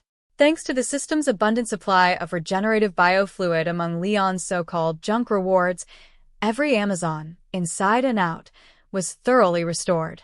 Lord Leon's kindness can never be repaid. That was the collective sentiment among the Amazons. The Bronze Hall. When Steve Trevor was brought forward again, Leon had already ascended to the status of honored guest, seated even above Queen Hippolyta in prestige. Several Amazons physically guided him, almost forcibly, onto the main throne. What are you doing? This is inappropriate. You're putting me in a difficult position. There's really no need for this. Truly unnecessary. Odinson. Though he protested verbally, Leon's posture told a different story. Once seated, he did not move an inch. The Amazons, having witnessed 2B's divine annihilation cannon and benefited from Leon's regenerative technology, chanted his name in unison. It truly felt like Asgard again. To be fair, 2B's single shot had shattered the Amazons' lingering dream of slaying gods. Aside from Hippolyta and Antiope, who understood Diana's true potential, most Amazons were spiritually overwhelmed. Fleet-erasing cannon fire plus miracle healing technology? Divinity had manifested before their eyes. What the hell? Can someone tell me what happened? Steve stared in disbelief at Leon, who, mere hours ago, had seemed just another captive. Now he sat enthroned. This had to be a dream. Was he conscious? Silence. Hippolyta's command stilled the hall instantly. Leon, however, winked mischievously at Diana. She burst into laughter before she could stop herself. Every head turned toward her. Her face flushed crimson. She lowered her head so fast, she nearly disappeared into her own chest. The scene shifted. As before, General Antiope bound Steve Trevor with the law *, so of truth. Hippolyta questioned him. Unlike Leon, Steve had no resistance whatsoever. Under the law * so's influence, he quickly confessed everything. He was a captain in the American Expeditionary Forces, *, signed covertly to British intelligence, embedded as a spy pilot near General Erich Ludendorff of the German High Command. Intelligence had learned that Ludendorff was en route to a secret laboratory. Steve's mission had been simple: discover what they were developing. Germany was already stretched thin, surrounded, resources depleted, nearing collapse. Yet when Steve finally infiltrated close enough, he overheard Ludendorff speaking with his chief advisor, Dr. Isabelle Moreau, a masked chemist. They were developing a new weapon, a chemical gas capable of devastating entire battlefronts. They're forcing Turkish civilians to manufacture weapons around the clock, Steve said hoarsely. Anyone who collapses gets dragged off for gas testing. If Ludendorff and Dr. Moreau complete that formula, millions could die. This war, already a meat grinder, will never end. My orders were to observe and report, but the plot was nearly complete. I had to act. I stole Dr. Moreau's notebook, the near-finished gas formula. I destroyed their munitions stockpile with a grenade and escaped by plane. That's why they won't stop chasing me. That's how I crashed here. He looked around the hall. Listen, you primitive. Times N. A dozen Amazon glares cut him off. I mean, noble Amazons. May your lives remain peaceful. But you cannot imagine how dangerous this weapon is. I must deliver that notebook to British intelligence. It could save millions. It could end this war. Diana stepped forward. This is Ares. It must be Ares, the god of war, manipulating events from the shadows. What? God of war? Steve blinked. He had just delivered a speech about geopolitics, chemical warfare, and military intelligence, and she responded with mythological conspiracy. I'm talking about science and strategy, he said slowly. You're talking about gods? Excuse me? Number 115. The origin of the god of battle and Leon. I only know how to care for my sis. Ares is real. Seeing the doubt written all over Steve Trevor's face, Diana insisted firmly. Yes, of course he is. Steve nodded perfunctorily. He was a staunch atheist. Sure. Ares. Right. Then, he watched Leon casually conjure a vanilla ice cream cone out of thin air and feed it to Bast, who was curled up in her black cat form. The cone was nearly the same size as the cat. Bast swallowed it in one bite. Another cone immediately appeared in Leon's hand. And another. It's a magic trick. Just a magic trick. Repeating that to himself, Steve was escorted away by two dark-skinned Amazon warriors. Mother, Ares has returned. We must prepare. If he is still weak, we should strike first. If he succeeds in escalating the war completely, it will be too late. Diana pleaded earnestly, but Hippolyta remained unmoved. Diana, Ares cannot return so easily. Zeus wounded him gravely. The war that man described has nothing to do with Ares. It is born from humanity's own insatiable nature. They are not worth your salvation. The world beyond Themyscira is corrupted. It does not deserve you. Why? Diana frowned. Millions have died. Only Ares could cause such devastation. We should release that soldier and march with him to confront Ares. Isn't that our sacred mission? Child, you are naive. Hippolyta cupped her daughter's flawless cheek. The warmth of a mother shifted into the composure of a queen. I will not send our warriors to fight another nation's war and leave Themyscira defenseless. Our first duty is to protect our homeland. But Zeus created the Amazons to embody justice, wisdom, strength, and Shaun, to spread love and prevent Ares from destroying mankind. That story was told to protect you. There are truths you do not yet understand. Even Zeus himself could not embody true love and justice. He was a what? Realizing she had said too much, Hippolyta closed off any further mention of Zeus. Diana, you are not like the others. You were never meant to carry their burdens. You were born free. As your mother, and as your queen, I act for your own good. No, that's not right. I'm no different from anyone else. Her mother's words reopened an old wound. Not long ago, when Diana had accidentally injured Antiope during training, the wary, almost fearful glances from her sisters had carved a thorn into her heart. It had never truly left. Now Hippolyta had brushed against it again. Tears welled in Diana's eyes, resentful, confused, unwilling. She turned and ran from the hall. Diana. Hippolyta reached out, but Diana, her demigod's strength now awakening, vanished in an instant. Sigh. Hippolyta closed her eyes briefly. She had only wished to spare Diana from a burden too heavy, too soon. When she opened them, Leon was still seated at the throne, having thoroughly enjoyed the show. Forgive us, Odinson. You must think poorly of us. Not at all. A mother protecting her daughter. A queen protecting her people. You've done more than enough. Leon rose and approached her. But concealment rarely yields the best outcome. Hippolyta's expression shifted subtly. You already know the truth, don't you? No. I don't. Leon lied with perfect composure. I simply speak from experience. I have an older brother, Loki, god of mischief. He was not born of Asgard. He was the abandoned son of Laufey, king of the frost giants, discarded for being small and weak.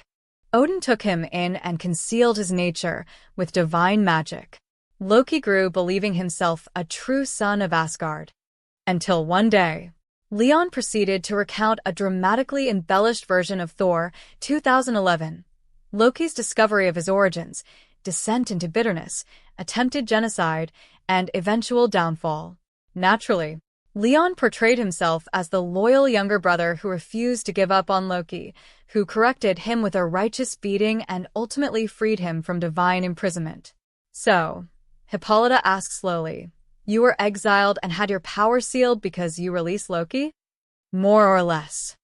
Old man Odin at least left me with a few tools for self-defense.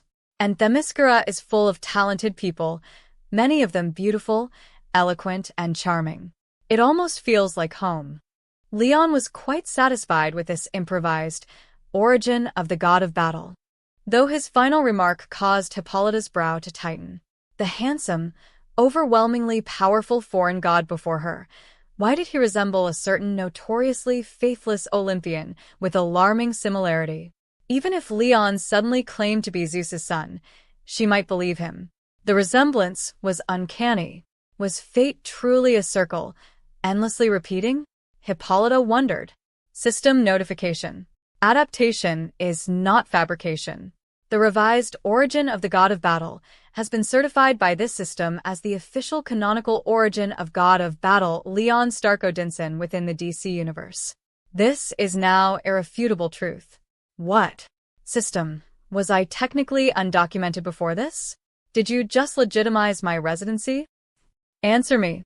Number 116. After Leon's counsel, Diana finds her answer. When Leon found Diana, she was sitting at the edge of a cliff, staring blankly at the calm blue sea stretching into the horizon. He quietly sat beside her. Before he could say anything, Diana leaned against him of her own accord, resting her head lightly on his shoulder. Leon raised a brow. Naturally, his right arm slid around her waist, firm yet gentle. Leon, why won't Mother allow me to confront Ares? If we do nothing, the world beyond will drown in blood. Even if I must go alone, even if I'm just a monster. Her voice trailed off. Hey. Diana, look at me. Leon lifted her chin with his free hand, guiding her gaze to meet his. Two impossibly flawless faces reflected in each other's eyes, beauty enough to inspire envy in gods and mortals alike. You are not a monster, he said softly. Monsters don't look like this. He took her hand and pressed it against his chest. Listen. Thump, thump, thump. Under Leon's deliberate control, his heartbeat resonated like an engine of kings, powerful, steady, reverberating through Diana's palm and into her mind. My heart beats more fiercely than usual. Only a beautiful and kind goddess could stir a god like this. You should have more confidence in yourself, Diana. Leon, her eyes shimmered. He understands me. In one thing, your mother is right, Leon continued. The outside world is filthy. It does not deserve you. But, within the bounds of your strength, without betraying your own principles, you should do what your heart tells you. Ares is only a god of war. If you wish to challenge him, then do it. I will stand with you. He paused. But remember this. We may slay a god, but we can never save all of humanity. Our hands are only so large. Too much slips through them. As he spoke, the hand resting on her waist slid down and intertwined with her fingers. Diana looked into his eyes. 3 parts melancholy, 3 parts cold detachment, 4 parts quiet sorrow. In that gaze, she seemed to glimpse a god who once loved humanity deeply, who tried to save everyone, and who had been betrayed for it. How much had he endured to carry such despair? She wanted to ask, but she could not. She would not reopen his wounds. Instead, she shared his pain. Her eyes softened. Slowly, she closed them. Leon was no saint of restraint. He understood at once. He leaned in. Their lips met. His hand tightened reflexively, pulling her closer. Diana trembled slightly, but did not pull away. Her arms wrapped around his shoulders, fingers pressing anxiously against the fabric of his transformed war god attire, as if trying to carve her presence into him. Time Pa said. Under the golden wash of the setting sun, silvery strands of light shimmered faintly between them like a celestial bridge. When they finally parted, Diana hid her flushed face, leaning into his shoulder until her loose curls fell forward to shield her expression. Only then did she dare lower her hand. She placed it gently atop his. Leon flipped his palm upward, threading their fingers together once more, firmer this time. In that brief span, Diana felt that Leon had become, aside from her mother and Antiope, the most important person in her world. The speed, the intensity. She had never known love between a man and a woman. Even that simple kiss. Soft, warm, sweet, electric. It left her dizzy. Was this what her mother had always spoken of so cautiously? How could something so sweet be described as bitter? She did not understand. She only tightened her grip on his hand, unwilling to let go. A sea breeze brushed her cheek. Her hair lifted gently. As the rush of dopamine gradually faded, clarity returned. Leon, your hand? She stared. The palm that had been burned by the law so of truth was flawless. Not a scar remained. Leon smiled calmly. The constitution of a god far surpa ses that of mortals. Naturally, so does recovery. That's common sense, darling. Common sense. Diana tilted her head slightly. If that were true, what did that make her? Earlier, when Leon had used the regeneration cradle to treat the Amazons, Diana had declined priority treatment for herself. It was only a superficial scrape on her arm. By the time her turn came, the wound had nearly vanished, leaving only a faint pale mark of new skin. What am I? With that question echoing in her mind, Diana gently separated from Leon. Just as he had said, she would follow her heart. She would leave Themyscira. She would confront Ares. Even if she never returned, then so be it. Number 117. Unofficial Asgardian history and the relentless Leon's grip. Under cover of night, Diana slipped toward the Amazon treasury to retrieve her god-slaying equipment. Leon, meanwhile, decided to enjoy a proper bath. The healing spring, a specialty of Themyscira. Its restorative effects meant little to Leon, who possessed super self-regeneration, but the comfort? Unmatched. If it were portable, he would have uprooted the spring itself and shipped it home for Tony and Pepper to experience. For now, that depended on the system's generosity. The healing spring.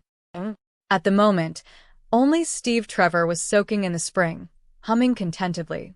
Until Leon walked in, completely unbothered. Not even wearing his ultra-elastic fiber undergarment. Steve's humming died instantly. Huh. Oh my God. After a single glance, Steve submerged himself like a panicked mouse spotting a predator, leaving only his head above the translucent water. Hey. Impressive. He avoided eye contact. Leon smirked.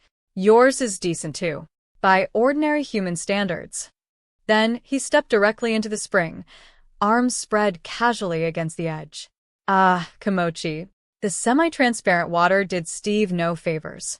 One glance was enough to rattle his confidence. What? Stuttering because you're dealing cards.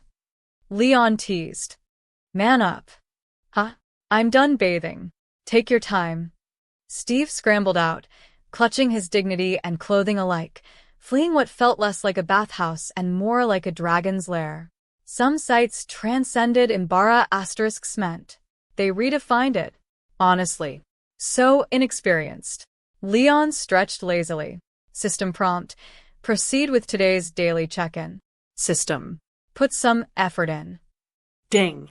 Daily check-in complete. Reward acquired. Infinite healing spring. Description. A self-generating healing spring. The water possesses mild restorative properties, accelerating wound recovery, easing fatigue, and soothing the mind. May be withdrawn as bottled spring water or deployed as a terrain-based hot spring structure. Introduction.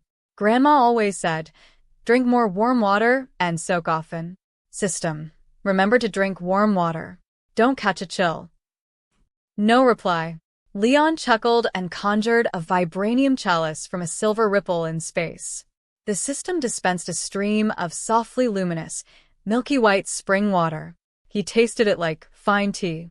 Sweeter than mineral water. Refreshing. Ideal for overworked office employees. While soaking, Leon extended his observation hockey, remotely monitoring Diana's progress as she assembled her war gear. God-killer sword. Shield of divine power. Star crown. Royal armor. So of truth. Silver bracers. Aside from the so and bracers, and later the sword of Athena, the first four were serviceable Amazon relics. Strong. But not that strong. Leon made a mental note. Once he had properly convinced Diana in the future, he would quietly upgrade her equipment using active adamantium and vibranium. If Ares dared catch her blade barehanded, surprise. Footsteps echoed softly outside the cavern. Leon rose from the spring. Moments later, Diana entered, fully armed, still maintaining Themyscira's traditional short skirt and long leg aesthetic. Hi, Diana. Excellent equipment. He sessed her calmly. Thank you. She froze for half a second. But unlike a shy mortal girl, she did not avert her gaze. She examined him just as openly. After surveying his sculpted, statue-worthy physique, she swallowed lightly. Is this typical for male gods of your kind? Her eyes lingered. The anatomical discrepancy between Leon and the illustrations in the Themysciran books was dramatic. More earthworm versus Eastern dragon than minor variation. Of course not, Leon replied smoothly while drying off. There are differences even among gods. In this respect, I stand at the summit. Even Thor would have to bow before my divine majesty. Thor, the Norse god of thunder? Yes. He's older than me, but in certain measurements, I'm larger. By the time she processed that, Leon was dressed again and standing before her. That makes him your brother? Correct. Diana stepped back slightly when Leon tried to embrace her again, just enough to dodge, without rejecting him outright. I've heard Thor is the mightiest god in Norse myth aside from Odin. Is that true? More or less. I'm probably stronger now. In truth, Hela, the goddess of death, was stronger than both of us. But like Ares, she enjoyed war too much. Odin sealed her. Hela. Diana blinked. Isn't she Loki's daughter? Leon shrugged. Human myths often distort reality. Hela is actually our elder sister. Loki is her younger brother and Thor's. And me? You've probably never heard of me. I'm the youngest of the four. Hela was sealed before I even made an impression. Diana stared. Themyscira housed countless versions of Norse myth. None quite this inverted. Books were not absolute truth. Perhaps she truly did need to see the world herself. Leon seized the opportunity. One swift move. Leon's grip. He pulled her close and kissed her again. This time, Diana hesitated only briefly.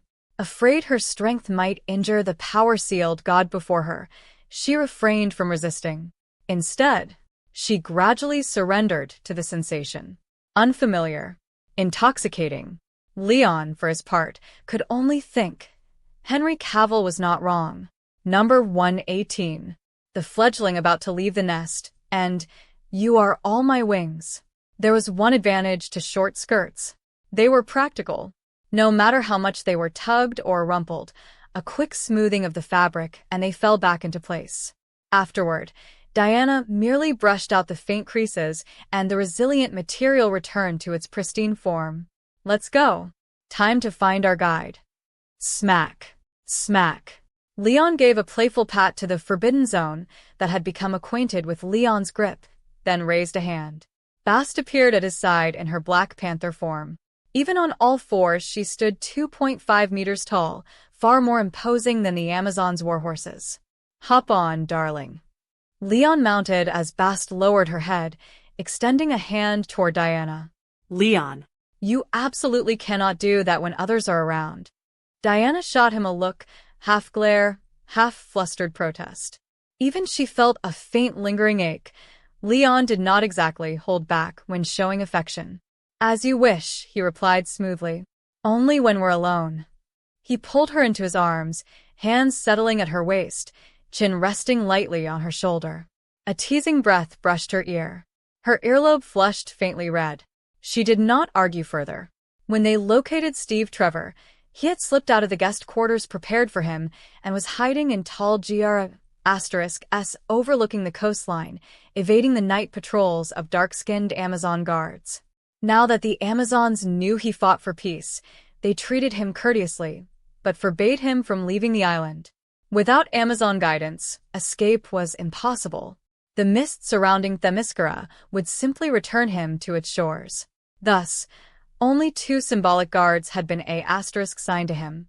He had climbed out a window using bedsheets. Predictable. Hi. Steve turned. A *Civ Panther had hovered scarcely an inch from his face. Holy. For a moment, he thought he saw his ancestors beckoning. Torches flared in the distance as patrols rushed toward the commotion, only to abruptly extinguish. Silence. Leon, what happened to them? Diana asked. 2 swift shadows landed beside Leon, A2 and 2B returning from their island reconnaissance. I merely rendered them unconscious, 2B said calmly. I hope they don't catch cold, Diana murmured. A2's blue eyes flickered faintly as she transmitted privately to Leon through an earpiece. Leon. We found it. The object. But most of the island's forces are guarding it. Infiltration would require neutralizing them. No need, Leon mouthed in response. Knowing the location is enough. It concerns the fate of this world. Their caution is understandable. We'll revisit it later. He had no intention of stealing it outright. The mother box was intriguing, but Tony Stark remained unmatched in technological genius. At best, it was worth studying. And scanning something that might counterhack A2 was an unnecessary risk. Worst case? He could always dismantle Cyborg later. Same principle. When Steve realized Leon and Diana intended to leave Themyscira with him, relief washed over him.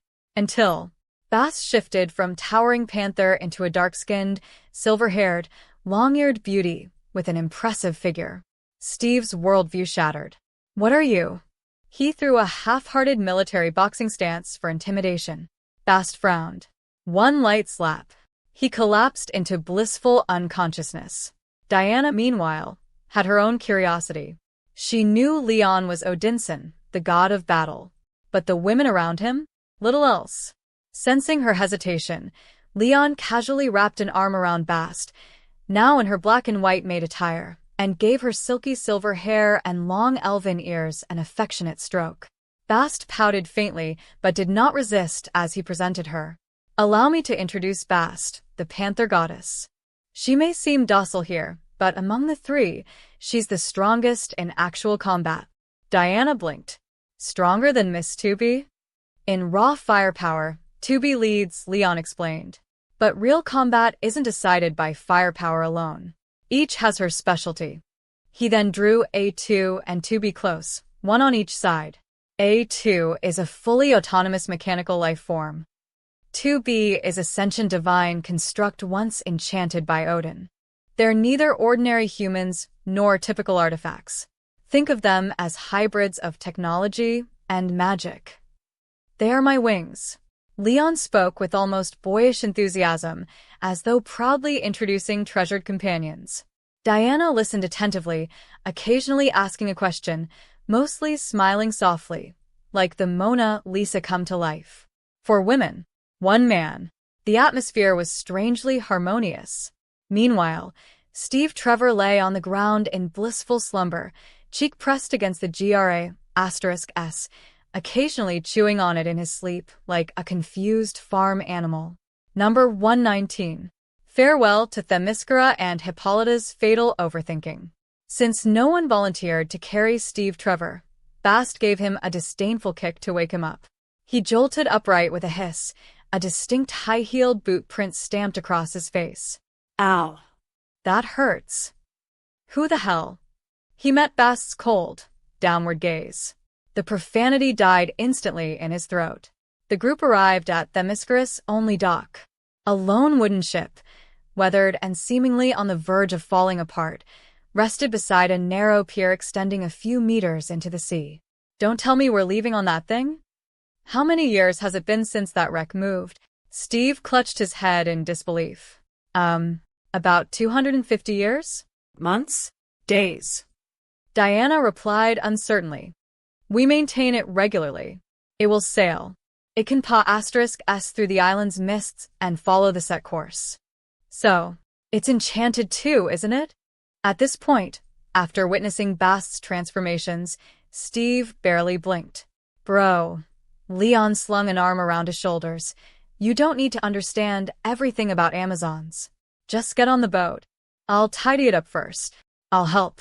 A2 volunteered immediately, 2B following close behind. They both knew perfectly well. Leon could fly. His powers weren't sealed. And inside his system storage rested a luxury yacht reinforced with adamantium framing and vibranium plating. But he refused to use it. Why? Because a shabby wooden ship was far more romantic. A2 stepped onto the pier. Crack. Splash. The plank gave way under her compressed frame, her *S unchanged despite her altered form. She fell straight into the water. Steve burst into uncontrollable laughter. Big sis, how heavy are you? You crushed a plank 2 centimeters thick. You weigh more than that panther. His laughter died the moment A2 climbed out. Her expression promised violence. A suffocating pressure gathered behind him.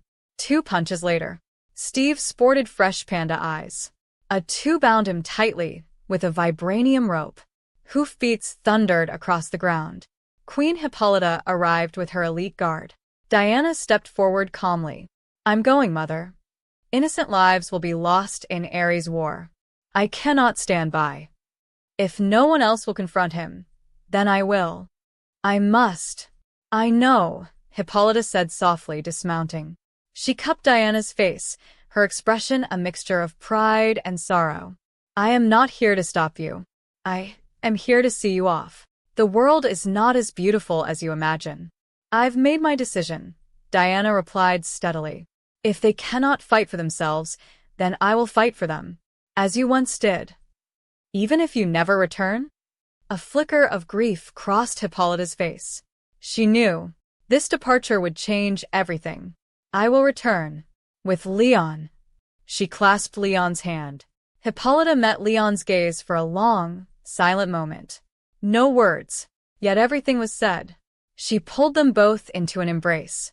Odinson, do not fail her. Of course. A promise given without hesitation. When you reach the world of men, Hippolyta added, listen to Leon. He understands better than you the question of whether humanity is worth saving. Go. Show Ares the pride of the Amazons. She released her daughter. Antiope stepped forward next, embracing Diana firmly. Leon shamelessly leaned in for an aunt's hug as well. Antiope sighed and gave him a crushing squeeze. When your strength returns, we fight. If you lose, forget about Diana. She thumped his chest. I'll have to go all out then, Leon grinned. Diana, when you meet Ares, hit that coward hard. He only dares manipulate humans from the shadows. Antiope clenched her fist. If not for her duty to guard Themyscira, she would have joined them herself. I will. Diana nodded solemnly. The small wooden ship raised its sail. It drifted steadily into the thick mists surrounding Themyscira and vanished. Silence fell. Do you really think they'll be fine? Antiope asked quietly.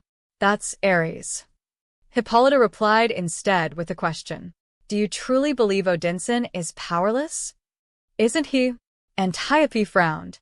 He looks solid enough, but when I hugged him, his muscles felt relaxed.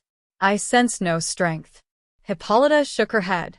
A truly powerful god can control every instinct, every fiber of their being. That is a realm beyond mortals. Zeus once stood at that level. So does Odinson. It is the dividing line between lesser gods and true ones. What is absent does not mean weakness. What is present is proof of strength. He may conceal his power flawlessly, but the instinctive composure, the confidence that views all threats as trivial, that cannot be hidden. Not yet. With or without divine power, he is formidable. Is that loneliness the true reason you encourage Diana to confront Ares? God of battle. Leon Stark Odinson. Hippolyta's conclusion settled firmly in her heart. If Leon knew his future mother-in-law had already imagined him as a battle-crazed, solitary god seeking worthy foes, he would probably laugh himself to death. Your Majesty, I'm just hopelessly smitten with your daughter. It's really not that grand. Number 120. Titanic, Leon Edition, an immersive viewing experience. On the other side, RC, A2 mode, and Bast had already worked together to truss up Steve Trevor with the Vibranium Law *, so, binding him so thoroughly he looked like the spirit of ecstasy hood ornament on a Rolls-Royce, fixed to the opposite prow of the wooden boat. Facing the open sea, completely unable to see Leon, Diana, or anyone behind him. Hey, don't tell me you're going to leave me tied up like this the whole time? I could die out here. If you keep talking, I'll gag you 2 == RC, A2 mode, snapped impatiently, though she did at least free Steve Trevor's hands. Hold this. Bast handed him a thick hemp rope. What is this? The mainsail control line. This is your job now, Captain Trevor, RC and Bast said together in ghostly unison. Wow, what? Steve Trevor was stunned. You can do that. What he didn't realize. This was the most primitive, yet most realistic, high-level form of manual intelligent **assist navigation. Are you really going to leave him tied up like that until we reach shore? Diana lay on the soft bedding 2B had prepared, resting on her side with one arm under her head. She turned toward Leon, who lay beside her with his hands behind his head, one leg crossed over the other, calmly gazing at the stars. Why not? Who told him to have the guts to comment on two girls' weight? RC and Bast can do as they please, as long as he doesn't die. Leon smiled indifferently. I mean, if he gets hurt or sick, who will lead us to Ares? Kind-hearted as ever, Diana couldn't quite be as cold-blooded as Leon. It's fine. You see this? Leon produced a transparent GLA*S bottle from thin air as if performing a magic trick. Then something even more astonishing happened. From a silver ripple that manifested in the air, a stream of water flowed outward, familiar, radiant, alive, filling the bottle precisely to the brim. The healing spring. Leon, how did you do that? Diana asked in amazement. She even took a sip. It was unmistakable. On Themyscira, the healing spring was a living source, endlessly replenishing itself each day. Diana had occasionally taken a drink after bathing. Fresh water constantly overflowed and replaced itself. Drinking her own bath water was hardly **sing when the spring renewed itself immediately. A small divine trick. With this, our dear Captain Trevor can last the whole day. Leon smiled. You're awful. Relieved, Diana laughed softly and lightly punched his chest. Leon returned the gesture, earning himself a blush and an eye roll. I protest. This is abuse of mortals. Protest denied. RC promptly stuffed a ball gag into Steve Trevor's mouth. MMFF. After struggling for 2.5 minutes, Steve Trevor gave up like a salted fish that had lost all ambition. He shouldn't have said anything. Otherwise, he wouldn't be in this situation, TT. Little did he know. This, too, was part of the play. The night stretched on. Perhaps dopamine was to blame. Diana, who normally slept soundly, found herself unable to drift off. So she turned toward Leon, who was as steady as ever, absently stroking Bast like a contented house cat. Leon, I can't sleep. Then let's watch a movie. How about Titanic? Titanic. Diana tilted her head slightly in confusion. Leon handed her a pair of holographic ARGLA**SES, another daily check-in reward. They automatically synced with RC via Bluetooth. And thus began Jack and Rose's romantic and tragic voyage at sea. Popcorn and milk tea. Leon provided those too. The sweet, creamy flavors astonished Diana, who was accustomed to savory feasts and wild game. She instantly fell in love with them, just as she did with the film's early rhythm. Jack and Rose's interactions were light and joyful. Under the subtle influence of romantic tension, Diana unconsciously intertwined her fingers with Leon's. She leaned her head against his firm, elastic arm, half embracing him like an old married couple. They discussed the film. Was Jack sincere toward Rose? They had known each other for such a short time. Inevitably, Diana thought of her own meeting with Leon. Weren't they just like Jack and Rose? So she asked the same question, but one far more dangerous. Leon, do you truly love me? Or do you just desire my body? Diana, look at RC, Bast and 2B. Beautiful and powerful. For a god, those are the cheapest qualities. But you are different. Leon turned toward her, one hand brushing her cheek, the other resting lightly at her waist. Diana did not pull away. How am I different? Cleo wrote 12 entire volumes detailing the pleasures of the flesh. Physical desire is unnecessary, yet men can never fully satisfy it. Hey, darling, do you think I'm like those vulgar human men who think only with their lower halves? Leon deftly tossed the question back to her. Of course not. You're different. Reflecting on their time together, Diana realized that the first time their relationship crossed beyond friendship had been initiated by her, driven by instinct. Her budding rationality was once again swallowed by romance. She even began apologizing to Leon. After all, any one of Bast or the others was stronger than her, and just as beautiful. She had no advantage. Why would Leon pursue her merely for physical pleasure? While apologizing aloud, she was already defending him in her heart. Even Leon's occasional Leon's grip had become something she'd grown used to. Habit is a frightening thing. The movie continued. When the romantic first act gave way to looming disaster, Diana's smile vanished. She watched with knitted brows, deeply invested. She knew. The Titanic, once hailed as the largest *Sanger ship in the world, had sunk several years ago. At the time, an Amazon explorer *Sing through had witnessed it all. Among the survivors she rescued, surely Jack and Rose had been among them? Diana held on to that hope.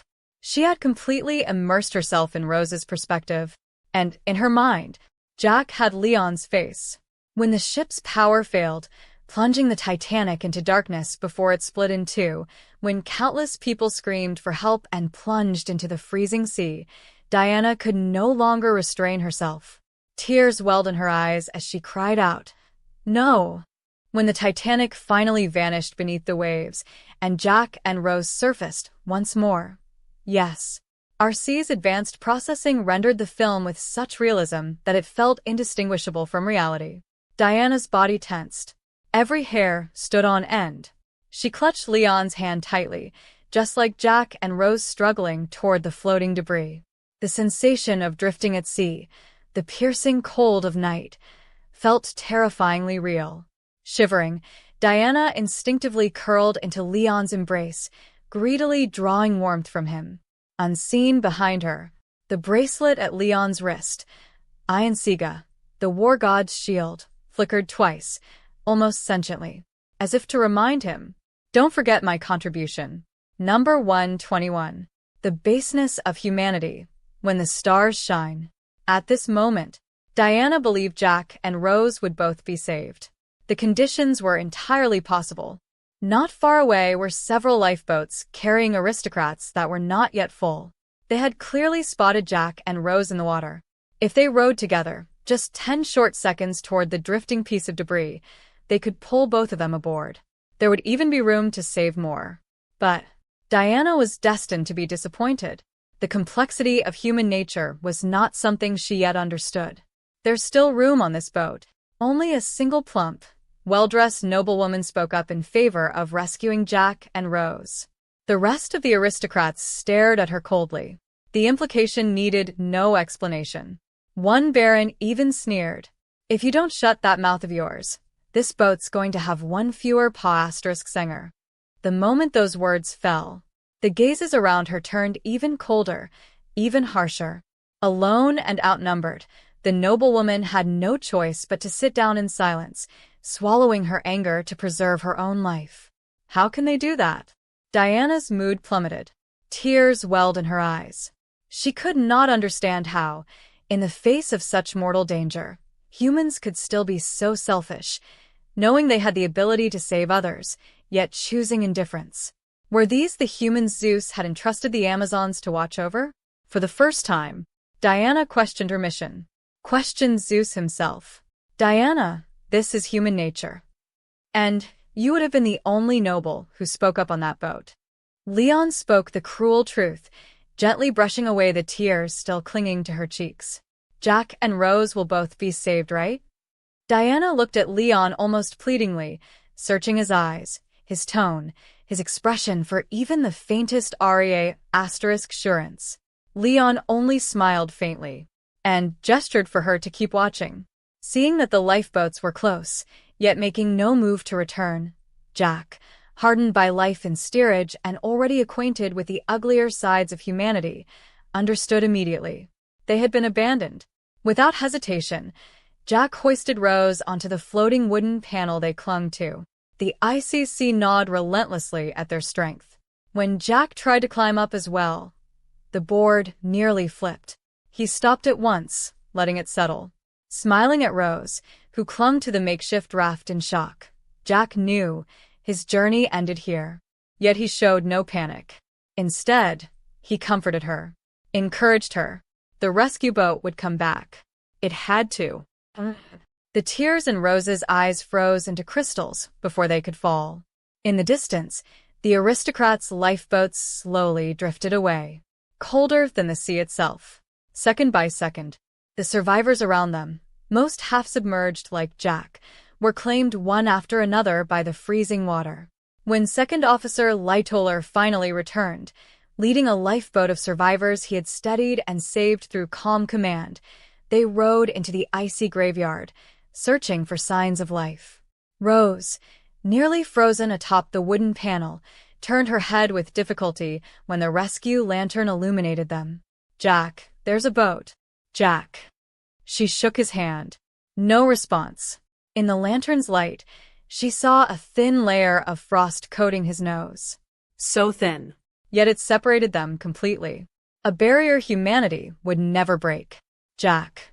Until death parted them. Jack had guarded her to the very end. The spark of hope on Rose's face was swallowed instantly by boundless grief. As her tears fell again, Diana's heart finally broke. And no, it shouldn't have ended like this. They could have been saved. A separation by life and death hurt more than if both had perished together. Diana could no longer hold back. She wept openly in Leon's arms, disappointed in humanity.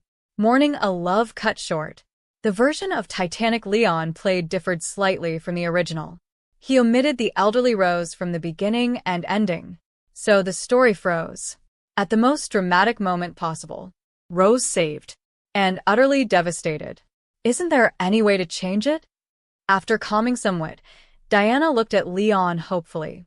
She was asking about humanity's uncertain future, and about Jack and Rose's already sealed fate. Change? Leon rose and stepped to the prow, gazing into the endless dark. Humanity has always been changing. So have their stories. Diana, do you still have hope for them? They're not beyond redemption. Someone will always stand up. Diana stood beside him. Even if the process was painful, she would uphold her belief. Perhaps, when the stars of humanity shine, the radiance of heroic souls will endure forever. Leon sighed softly, recalling another life in which he had held back the tide and steadied a collapsing world. Leon. Diana stared at him. Standing at the bow with his hands clasped behind his back, he seemed taller than the highest peak of Themyscira. In truth, Leon's legs had just gone numb from lying down too long. He stood up to change position. Number 122. Leon's illusory world, and the siblings about to meet. Close your eyes, my dear. Since I let you witness the cruel side of human nature, it's only fair I give you a beautiful dream to mend your heart. Leon stepped behind Diana and wrapped his arms around her, just as Jack had held Rose. A beautiful dream? Diana closed her eyes, anticipation rising in her chest. The next instant, Aionsega and RC, a two-mode, activated simultaneously. The former summoned towering sheets of ice, shaping structures and terrain with divine frost. The latter released countless nanoprojection drones, layering hyperrealistic holographic imagery over the frozen constructs. The biting cold erased any lingering sense of artificiality. When Diana opened her eyes again, help! In the distance, the Titanic had just split in two and was beginning to sink. Panicked cries filled the air. Sometimes imperfection is its own kind of perfection. So Leon did not rewind the timeline to an easier, more salvageable moment. If this were real, he wouldn't mind playing the hero. But this was merely his own illusory world. Jack. Rose. Over here. Diana surged forward in exhilaration, slicing through the sea with her shield. The small wooden boat shot forward at nearly 250 knots, so fast it practically skimmed above the water. The centuries-old Amazon vessel nearly tore itself apart under the strain. Fortunately, Leon froze a stabilizing layer of ice along the hull just in time, reinforcing it before disaster struck. See, Rose? I told you, a rescue boat would come back. Jack shouted excitedly. And Rose nodded, shivering, helping Jack wave toward the slowing vessel. Over here. ×2. Us too. Please. Other survivors clinging to debris cried out. After pulling Jack and Rose aboard, Diana refused to leave anyone behind. Within minutes, the boat was filled to capacity. So Diana dove back into the water, gathering floating planks from the wreckage. Using the law *so of truth, she bound them together into a makeshift raft large enough to support the remaining survivors. Only then did she allow herself to rest. This beautiful dream. Perfect in its imperfection, healed the emptiness left behind by Leon's edited version of Titanic. Meanwhile, still tied to the opposite end of the boat, gagged and freezing, Steve Trevor had witnessed the entire fabrication of this miracle. Even as the cold stiffened his limbs, he didn't dare make a sound. Through the perforated gag, he inhaled sharply. Terrifying. The next morning, London Harbor. The steamship's horn echoed across the fog. Diana awoke from her dream. Overnight, she seemed to have grown. The youthful innocence in her eyes had faded, replaced with composure and wisdom. Gray mist curled through the air. As she gazed at the brick and stone architecture of this modern city, she was surprised to find she felt little anxiety. Perhaps because she wasn't alone. Leon, She turned toward him, only to see Steve Trevor, freshly untied by RC, suddenly collapsed to his knees before Leon and clutched his leg. What are you doing? I'm not interested in men. Big brother. From today onward, you're my sworn big brother. Had the night wind frozen his brain? Leon wondered. But after witnessing divine miracles firsthand, Steve Trevor's worldview had shattered completely. He had decided Leon was the one true God walking the earth. Even if Jesus himself descended, it wouldn't change his mind. I said, get up. Yes, big brother. Trevor sprang upright instantly, eyes blazing with unwavering devotion. Leon's lips curved slightly. Interesting. After paying a sizable docking fee, Steve arranged for professionals to secure Diana's little speedboat. The group stepped ashore. Immediately, dozens of gazes converged on them. Bast, in her small feline form, perched quietly on Leon's shoulder and drew little notice. But Diana's short battle skirt and long legs were striking. RC, a 2-mode, in her sleek black combat attire and 2B in her black gothic dress, looking almost like twin sisters, attracted even more attention. Big brother, this is a bit conspicuous. It's not ideal for what comes next. I have connections. We could get the ladies some less eye-catching clothes. Trevor whispered. Conspicuous? Leon chuckled. What's conspicuous? He casually draped a bronze hooded cloak, trimmed with silver runes, over Diana's shoulders. Thank you, Leon. Diana loved the design. It concealed her law asterisk so of truth, shield, and sword, divine weapons meant for slaying gods, while allowing full freedom of movement. The cloak, of course, was vibranium woven, crafted through the regeneration cradle. Ever since unlocking the Vibranium Minor System reward, Leon received daily vibranium extraction. He now had more than he could possibly use. And so, he developed a new hobby. Beyond making friends and racing cars, using the regeneration cradle as a fabrication platform to DIY vibranium gear and daily necessities. Why waste resources sitting in the system's storage space? They weren't gone, just repurposed. And with Antarctic Vibranium capable of resetting material states, recycling was effortless. He finally understood why Wakandans used vibranium for seemingly trivial items. When you have too much, you stop worrying about scarcity. Life's greatest tragedy, dying before you've spent all your vibranium. That works, but what about RC and 2B? Trevor turned. Where did they go? Their positions now held nothing but empty air. The surrounding civilians noticed nothing unusual, as though the two had never been there. Where did they go? Diana asked curiously. RC's optical camouflage. Leon smiled. Optical camouflage? Despite 5,000 years of relentless study and fluency in countless languages, Diana had never encountered the term. Explanation. Optical camouflage utilizes real-time environmental data acquisition to dynamically adjust surface coloration and achieve full visual integration with surrounding terrain. 2B's voice sounded calmly beside her ear. I see. Diana grasped it immediately, like a chameleon's adaptive mimicry, applied technologically. Technology was indeed formidable. Curious, she reached out and touched something impossibly soft. She recoiled as if electrocuted. Sorry, I didn't mean to. It's fine. I'll touch back. Diana blinked.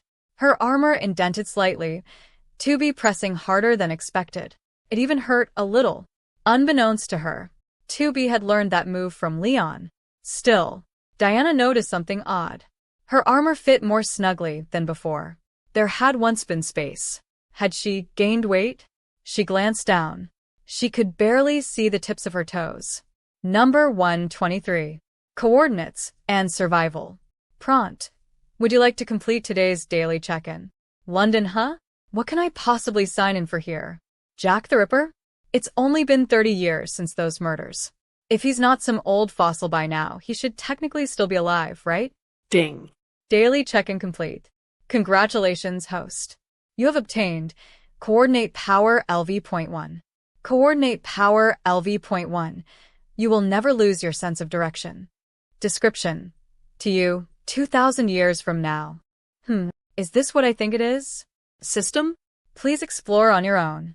=. Walking along the streets of London, Diana noticed a couple approaching from the opposite direction, laughing softly, fingers intertwined.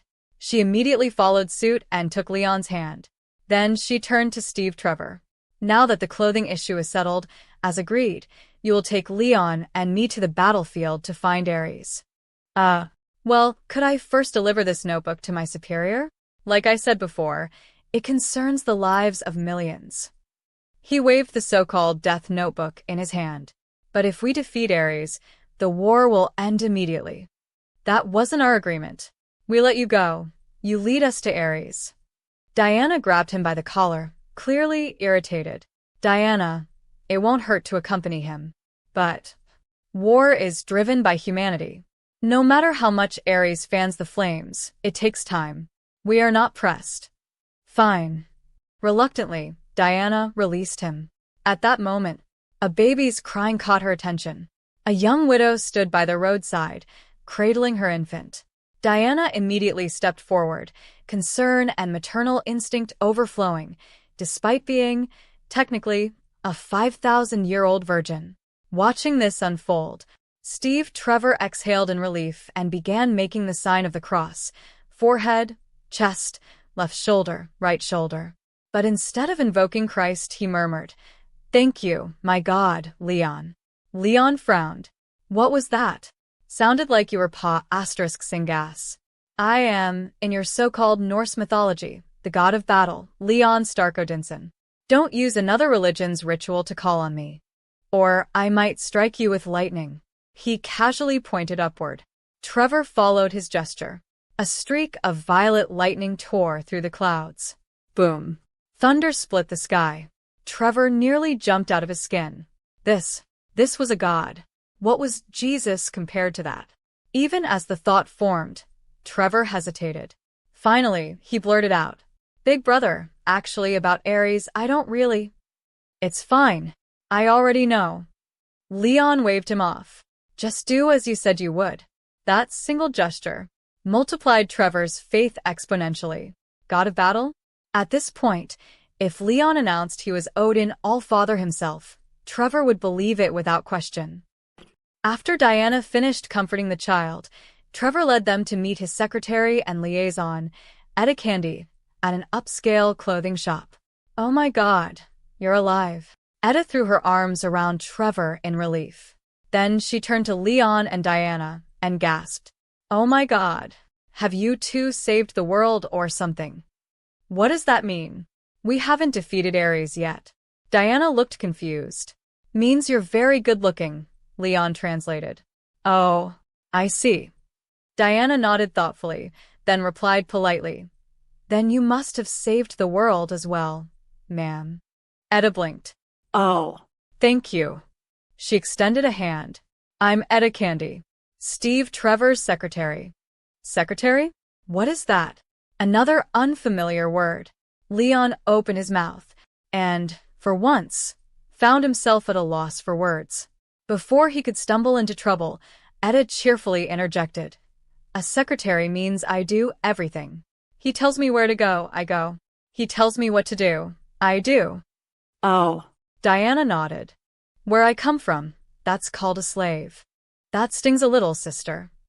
Etta wiped away imaginary tears, then laughed it off. "Well, I suppose I'm not so different from one, but I do get paid rather well. In this world, who can truly say they aren't a slave? To survive. To avoid hunger. For our parents, our partners, our children, we're all just trying to stay alive. As ordinary people. The matter-of-fact bitterness in Edda's words, so normal to her, so commonplace to most, left Diana silent. She felt it then, the weight on her shoulders, heavier than before. Number 124. Undercurrents rising, the mercy of the god of war. Because Steve Trevor had stolen Dr. Maru's notebook, and because she did not possess a flawless photographic memory, she had lost the version of the gas formula closest to completion. At this moment, inside her laboratory, Dr. Isabel Maru paced like an ant on a hot pan, desperately trying to reconstruct the formula from memory. Failure. Again and again. Crumpled drafts piled high across the floor. Damn that spy. Another sheet was crushed and thrown aside in fury. After personally shooting an officer who dared suggest a ceasefire break for dinner, General Erich Ludendorff pushed open the laboratory door, only to be struck squarely by one of Maru's discarded paper balls. My apologies, General. I didn't mean. Well aware of Ludendorff's brutality, the anger in her eyes cleared instantly. She lowered her head in submission. It's fine. How goes the progress? Ludendorff had always shown patience toward true talent, especially someone he regarded as a war machine. He bent down, picked up the paper, and approached her calmly. It's not working. There's no hope left, General. Germany has lost the momentum. Hindenburg's armistice is about to be signed. Maru's tone carried bleak resignation. No. As long as the High Command sees our new weapon, they will never agree to peace. Bang. Ludendorff slammed the table, flattening the crumpled paper into a thin disk. But without the notebook, I can't complete it. Isabel, look at me. He seized her face firmly, forcing her to meet his eyes. Listen, I will retrieve that notebook. And that damned spy. And you. I believe in you, Isabel. Not the notebook. Now. Rephrase that. His voice softened. His fingers traced the unscarred half of her face before lifting her chin possessively.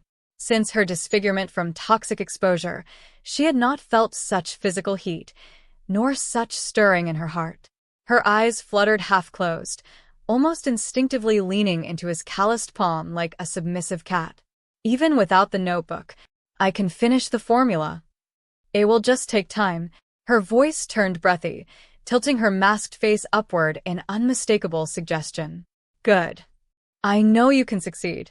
You will succeed. You were born to create the weapon that will rewrite this war. With that, he turned her face aside, somewhat roughly.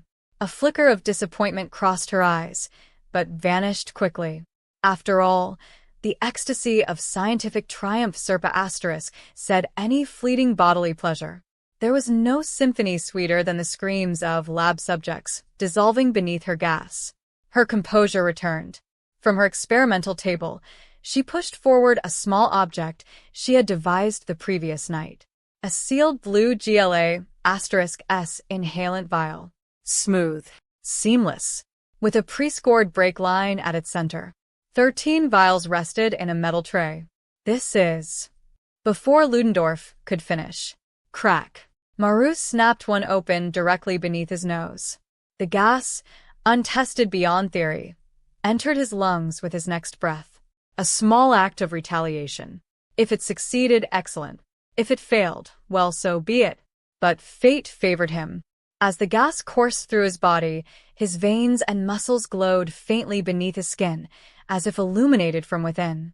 This gas was designed specifically for you, Maru said. It enhances physical performance. She omitted any mention of its untested nature. Ludendorff did not respond. He appeared absorbed, intoxicated, by the surging power. Unsteady at first, he staggered toward a nearby metal worktable. Gripping its edge, he left deep handprints in solid steel. Disbelief flashed across his face. He drew the sturdiest pistol at his side and crushed it effortlessly. Power. It flooded him. a sensation of boundless potential, of invincibility, of absolute will. Nearby, Maru watched with satisfaction. Then, a faint draft stirred the otherwise sealed laboratory. A discarded draft sheet fluttered into her hands. She smoothed it instinctively, and revelation struck. The missing structure, the flawed linkage, correction, refinement, amplification. That's it. So that's how. I am a genius. Maru's eyes gleamed. Ludendorff, now steadier in his enhanced state, met her gaze with a shared smile. Their enemies would burn. The reinforced gas was produced swiftly with available materials. Standard gas masks corroded in less than 2.5 seconds upon exposure.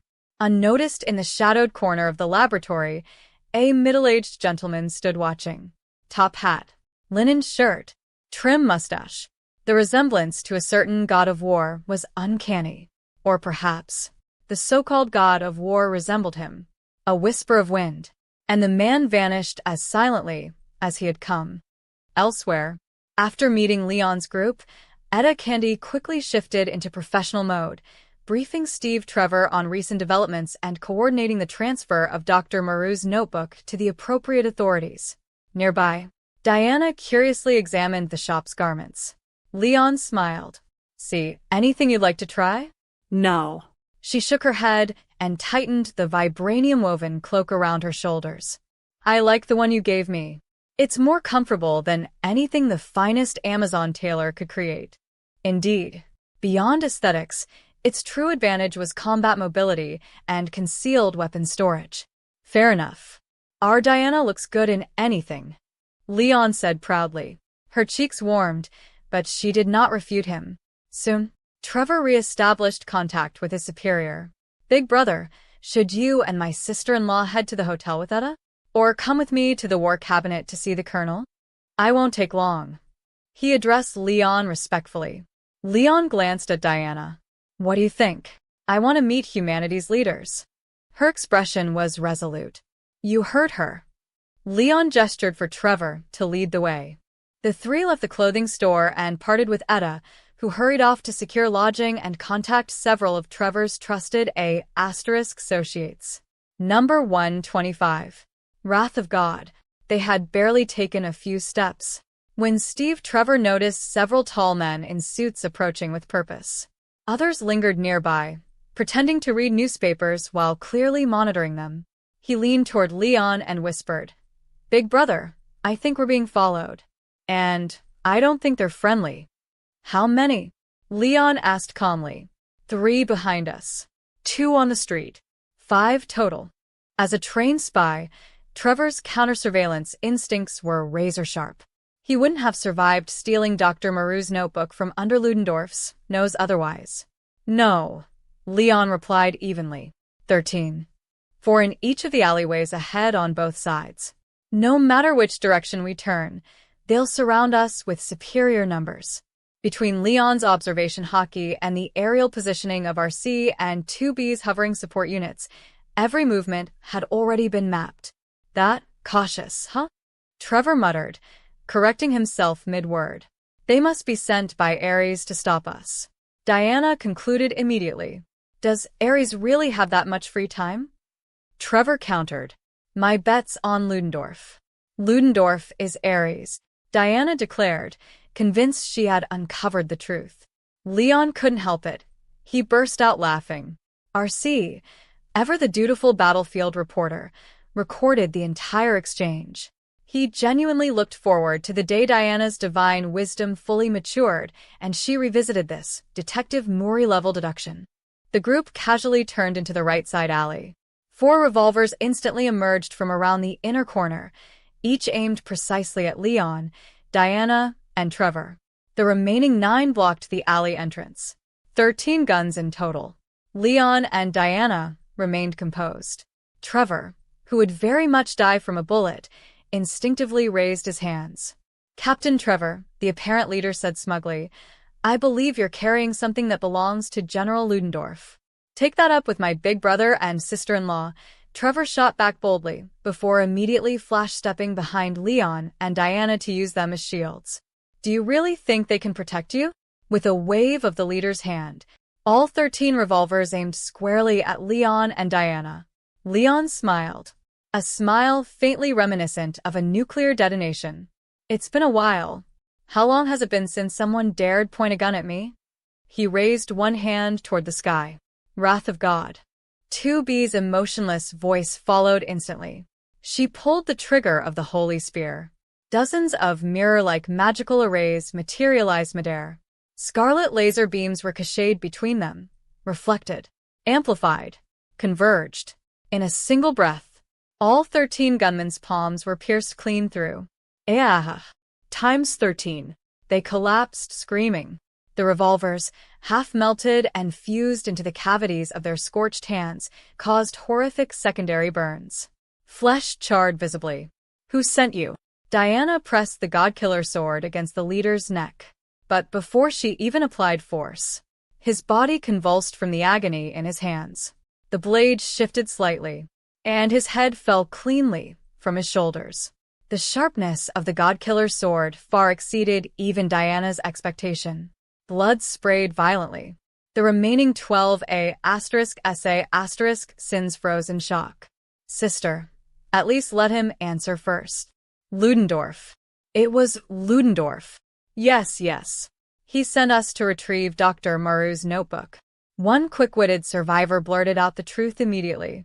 The others followed in panicked agreement, terrified of the next swing. They didn't get one. 2B dropped her optical camouflage, stepping forward. Her great sword, Virtuous Treaty, appeared in her grasp. In one smooth arc, all 12 heads fell. Her sapphire eyes glowed faintly red. Those who show disrespect toward Master deserve only death. Trevor inhaled sharply. Confirmed. These women were absolutely not to be messed with. And where the hell had that enormous sword come from? Diana sighed softly. There was a trace of regret in her eyes, but not moral outrage. She felt no absolute prohibition against killing.